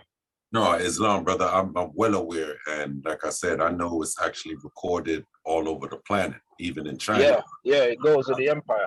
Yeah, I've got confirmation that it was actually recorded, you know, over there, but it is ancient, you know, history, you know, in relations to it, you know, off of the tablets and stuff. So yeah, I'm definitely in accord. Yeah, but hey, I'm gonna tell you something about that, because one time we tried to put that on the public record for a court case. You know what they tell us? They can't put that on their public record. We would take over their public record, and they can't have that. They told us that's bigger than their public record. Gotcha. Right, that's public record itself. That's why we got to take back the empire so we can gain access. Exactly. Yeah. It goes back to the prophet said your greatest weapon is going to be your press. Exactly. Not going to be and guess what? It's not really 3 surfeit tickets, it's really 4. Elaborate on that when you say 4. Oh, okay. I got you. You talking the AA. I got you. What's the last one you're referring to? The last one, a lot of Moors never really seen it because some Freemason Moors decide to take that one off of the record. It says on it, it says PhD LLD. So when there is a document that when you're gonna file for these things, you actually fill out that document, right? And send it in, and it have all certificate that you're supposed to receive, plus the fourth one is the additional certificate. But the reason why you won't, because when you're gonna send for those, you have to send a picture and your name and everything on that document, right? Right. And that's how they put you in the archive in the system based on whatever name you give them. Yeah, And they don't capitalize your name either. They spell it properly too. No, I'm actually familiar. I do teach the brothers and sisters at the New York Republic, and I've helped them secure those. And right. So yeah, the fourth one, he took it off the record, but a more who me and him you do use it. He have it, and he told me whenever I want it, he will just give it to me. So I decided, I told him, so let's go back to the Library of Congress, and we gonna put it back on the record and make sure nobody, because once we certify it back on the record, they cannot take it off because it's not theirs anymore. Right. It's a 50 mandate. We supposed to have it. All more supposed to have it. That's what I'm saying. And we're going after it. And we're going to go after it. I said it, and we're going to go after it, and we're going after it in a competent way. See, yes, because it's very rude and disrespectful for that Moors to do that. Yeah, well, a lot of Moors don't even know about that stuff, you see? Because why? I'm going to tell you why. The prophet was illustrious, but he wasn't able to finish his works. No, he didn't get the chance to finish his work. CM Bay was excellent, was brilliant. He wasn't able to finish his work. I tell Moors that it was Prophet Noble Jewel, gave that to CM Bay to put on the record. That's what I'm saying to you. What I'm trying to say, brother, is that they both were excellent, and they both wasn't able to finish the works, and they both were sold out. That was the final statement that I wanted to say. Yeah, they was. When you get to the true knowledge and history, they both. That was actually a chess move from CM Bay when you really find out what really happened. Yeah, it was a chess move. He was actually threatened. He was threatened by many, not only by Moors, but the United States. Yes. When it comes to even records that had to be burnt, and held family at ransom until those records was actually burnt. So there's a deeper history when it comes to CM Bay and the history. CM Bay wasn't no joke, but he was sold. That's what I'm saying. He was sold out. The prophet was sold out. The movement was sold out more. And one day we'll find out who it is, because we will force the FBI to reveal those names, and we'll deal with them accordingly. Brother, we actually got some names on there, but we'll discuss. Yeah. I've read the Maccabee file. I've seen some names. Okay, so Islam. Hey, this is what I want to say, because a lot of Moors, when they order those certificates from the Library of Congress, they don't. If you don't use that document, they won't really truly document you in the archive. They just send it to you, but they didn't put your name down in there. You understood? Yes. Yes. So you have to use that document right there and put your picture on it and your domicile. If you want to use your longitude, your latitude, whatever you want to use, or an address or whatever, but you gotta do it like that.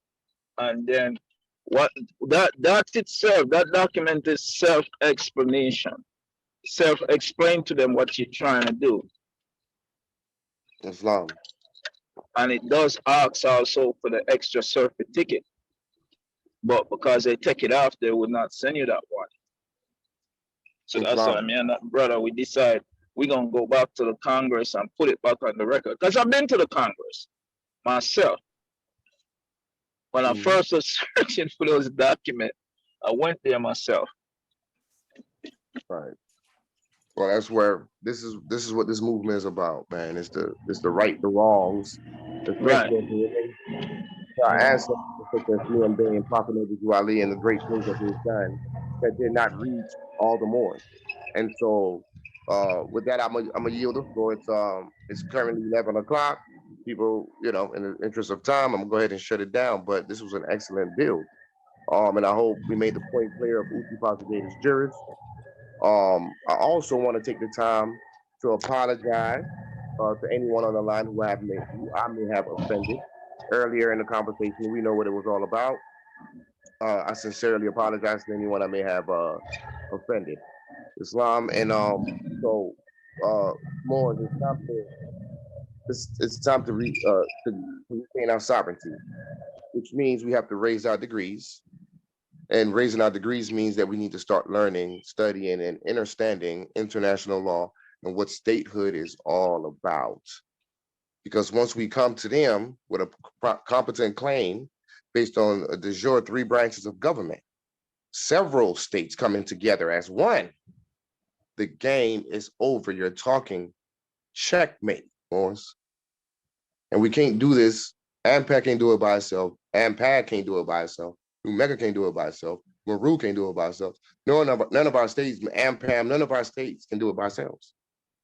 We need a collective. The unity is found in the unity of our states. The statehood promotes unity because you have to come together to enact the Constitution. Yes, it promotes unity, and then from there, conformity to the principles. We have to all be in the same. We got to get on the same page. We got to get on the same path, on the same bus to decolonization. We can't we no longer. If we continue going in different directions, we will never find the ultimate destination. We have to find one unity. We find one unity under one national identity, one set of laws, one set of principles, and we ride that to the end. That equals to under our own one vine and one fig tree, right? And we confess our own. And in that way, we will easily defeat the United States Municipal Corporation. Islam, brothers and sisters, may the blessings of Allah be upon you all. Peace and love and good night. Islam. Good night. Peace and love, good night. Peace and love. Peace and love. Islam. Peace and love. Love and harmony. Love and harmony. Peace and love. Peace, Hakeem Bey. I didn't even know you were born. Peace, good brother. Islam. I came in late. It's all good. Just quietly slipped in. I appreciate your presence nonetheless, good brother. Peace and love. Islam. Peace.